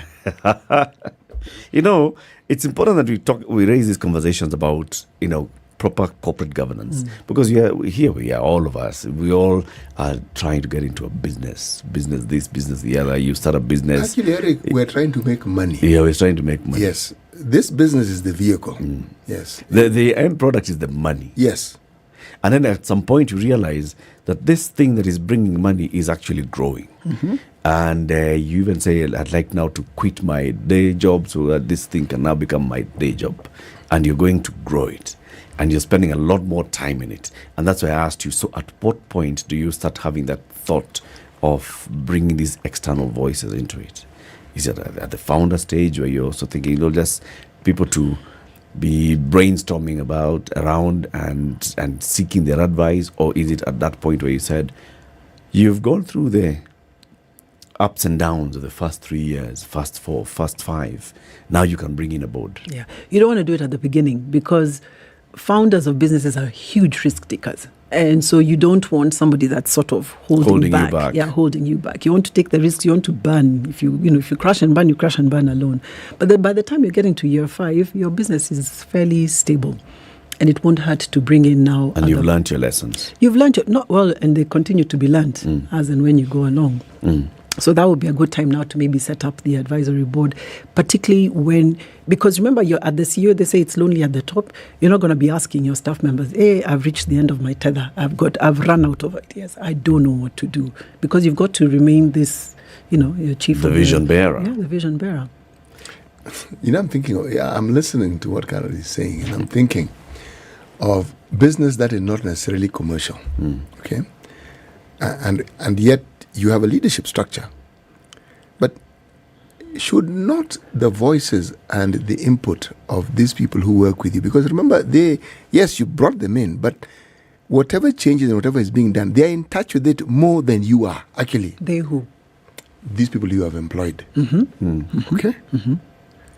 So I'm taking it off from where you mentioned. You said, look, you can't go to these people. And I'm saying, the question I'm asking is, why can't you? Why can't you have a structure where these partakers, they're involved in this process with you? Why should what they do and how it is they function not contribute to this thing that... Like encourage them to think and come up with ideas. Yes. Forward ideas. Yes. I'll give you a good example. Yes, you do. Because remember, at the end of the day, they're the ones who are executed, they're the ones who are on the ground. Yes. But look at what happened during COVID. All right? You're the owner of a hotel. Yep. You have to decide, am I going to shut down this hotel because I have a payroll to pay? Month 1, month 2, month 3. COVID, we've shut down. Am I going to go to them and say, hey, now you guys, what do we do? Or am I going to have to make a very painful decision that I have to lay off staff? That's not a decision you're going to be making. So it's not a collaborative discussion with your staff. Public participation. They were not consulted, right? Public participation. Yeah. I mean, you can achieve... What you are saying is right. Here we're going to be talking at cross purposes. But it is a culture where they work for you, you've employed them, yes, but their voices count. So absolutely. Even when you're going to lay them off, a conversation is had. Yes, the conversation is being had that first you're going to say, okay, how can we rescue this situation, all right? Perhaps we can start having half salary, half payroll salary. Yes. Right? But you take the lead in saying these are the things that I want to do. Yeah, but it's a decision that you're going to make singularly first. Yes. Yes, that's what I'm talking about. Okay. And it's a heavy decision to make. And that's why sometimes having a board or somebody that you can be able to go and say, okay, I need to lay off. I need to lay off. Is this the right thing? And the board say, and if you had your HR expert, they'll say, yes, you can. Maybe you can go the half salary first and then the total salary at the end. Or let's rejig these contracts. Some of them are on permanent and pensionable. Right. Let's remove all of this and now make them into contract employers, short-term contracts. But you need to have those people who you're bouncing your ideas off of. Of course, it's a heavy, giving people that letter, it's a wrap. Go home. It weighs heavily. It's a big Final decision. question, Carol. From observation again, you talked about family businesses and transitioning into second generation, third generation. Nywele ngumu, hardly. Asian families, success stories. Why? Let's go back to nywele ngumu. Is it called ask people? Ask nywele ngumu people. So the question, we don't what? Hardly do we transition our businesses to the second and third generation. All right. Yeah. The business dies with the founder. So why must we transition the business to the next generation? When we say transition, do we mean transition meaning they are in active management, or they start to reap the dividends of what we've sown? A good example, the Coca-Cola company started in 1886. That's when the formula was founded. This guy called Asa Candler. Candler is the one who bought the formula from the one who created it. And then the company was bought by the trust company of Georgia. They're the ones who bought the $15 million from Asa Candler.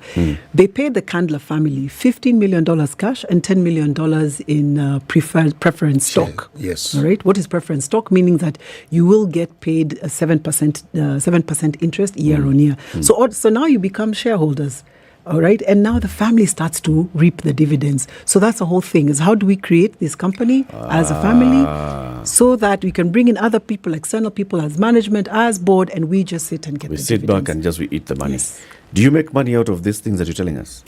We try. So we're running a program next week, Monday and Tuesday, and more details can be found on my website, carolmusyoka.com, and we'll tell you about how to run carolmusyoka.com. carolmusyoka.com. We're running a founder-writers program, and we'll tell them more about how to set up these structures. Okay. Yeah. You're getting there. Carol, thank you very much for joining us. Thank you very much for having me. And keep coming, right? Yes. So then we can, like Andrew is challenging, he's saying, watch these things you're telling us. Imperial Bank, Chase Bank, Uchumis, Nakumat, all these had boards. Who was on their boards? Yep. That's the thing. Yeah. Carol Musyoka is a corporate governance provocateur. Thank you very much for tuning in to Kenya's biggest conversation. See you tomorrow. It's Wednesday. Today is Tuesday. Spice up your life